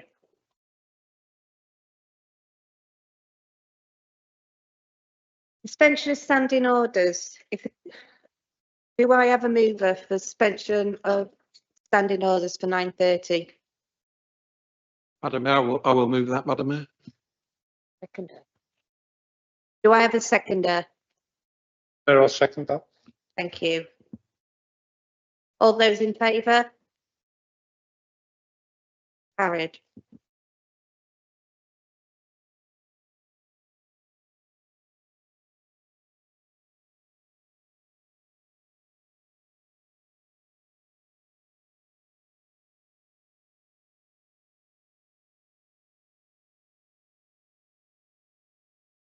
Yeah. Item 6, council's tax 2026 to 2027. The council tax resolution resulting from the setting of the budget has been circulated. This is not an opportunity to repeat the debate that we've had on the budget. Councillor Jackson, would you like to move the resolution? Yes, thank you, Madam Mayor. Following the adoption of the budget and the medium-term financial plan in the previous item, I move the council tax resolution as circulated. Do I have a seconder? Thank you, Madam Mayor. I rise to second Councillor Jackson's proposal. Thank you very much. Do I have any speakers?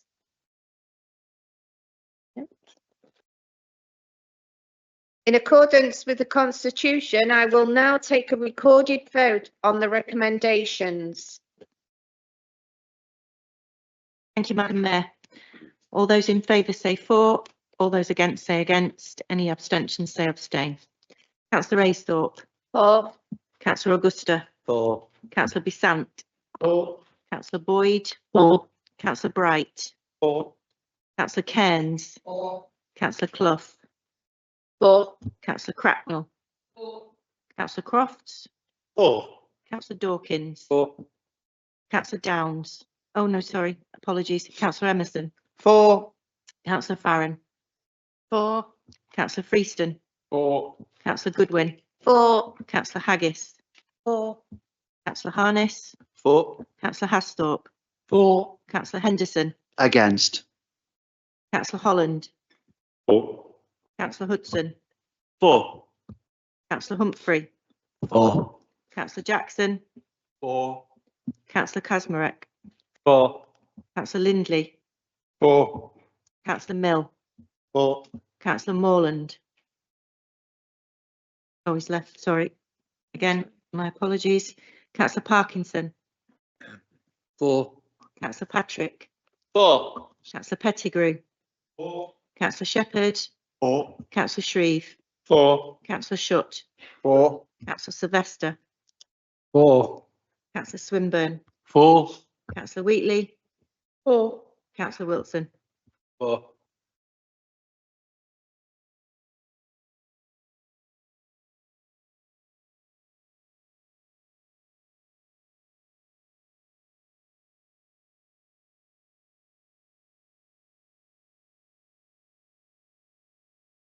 Thank you, Madam Mayor. The result of the recorded vote, for 34, against 1. The motion is carried. Thank you. Thank you. Item 7, the Treasury Management Policy and Strategy Statement. 2026 to 2027.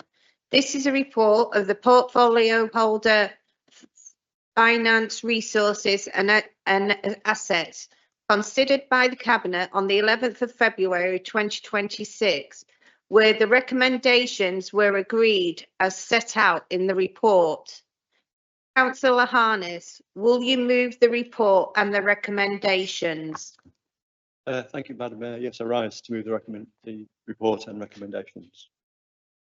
The report presents the restated Treasury Policy Statement and the Treasury Management Strategy Statement, often referred to as the TMSS. The report was presented by the 151 officer to the Audit and Governance Committee for scrutiny on the 29th of January of this year. I presented the report to Cabinet on the 11th of February this year. Cabinet considered the report and referred its contents to full council for approval and adoption. Effective Treasury Management will provide support towards the achievement of the council plan, aims and objectives. The Treasury Management is an integral part of the council's finances, providing cash flow management and financing of capital schemes. The TMSS therefore underpins all the council's aims.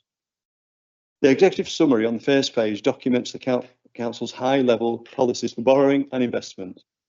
Borrowing will always be affordable, sustainable and prudent. The primary objective of investments is security of capital. The table in the executive summary on the first page of the report details the potential and treasury indicators, such as details of capital expenditure, capital financing requirements, the authorised borrowing limit, the operational boundary and external borrowing. In the first bullet point of 1.5, it is stated that there are no wholesale changes to the TMSS for the coming year, whilst highlighting future economic challenges and borrowing requirements. The report is therefore very similar to the one I presented to the full council last year, and I will therefore take the bulk of the report as read. If I may dwell on two paragraphs. The first, and I quote, "We are delivering strong performance, monitoring risks carefully, and will act decisively if capacity constraints threaten resilience. Our priority is to safeguard the authority's financial stability while continuing to support wider strategic objectives." The second paragraph includes the removal of the auditor's value for money qualification in our statement of accounts. This restores access to certain long-term borrowing options that may have been temporarily closed to the authority. Perhaps the authority would not seek to borrow from these markets. However, the reputation of the council is enhanced by the removal of the auditor's value for money qualification. The last two pages in Annex 2 of the report documents the annual minimum revenue provision statement. It is to be noted that the use of capital receipts from asset sales to write down the capital financing requirement, reducing the charge for 24-25 and anticipated also to do so in 25-26. The authority expects interest rates to fall slowly through the year of 26, with the Bank of England seeking to manage ongoing inflationary and wage pressures. As the authority is a net borrower, the impact of even marginally lower rates is positive overall. So thank you, Madam Mayor. I move the recommendations as laid. Thank you. Do I have a seconder? I rise to second, Madam Mayor, and reserve the right to speak. Any speakers? Councillor Jackson? Councillor Harness, right to reply. Thank you, Madam Mayor. Very little to add. Just been to say it's been a wonderful evening. We've all worked together and isn't it nice to have harmony? Thank you very much. Good night. I will now put the recommendations to the vote. All those in favour? Thank you. Item 8, there is no urgent business. I now declare this meeting closed. Thank you for your attendance. And what a nice meeting it's been. Thank you.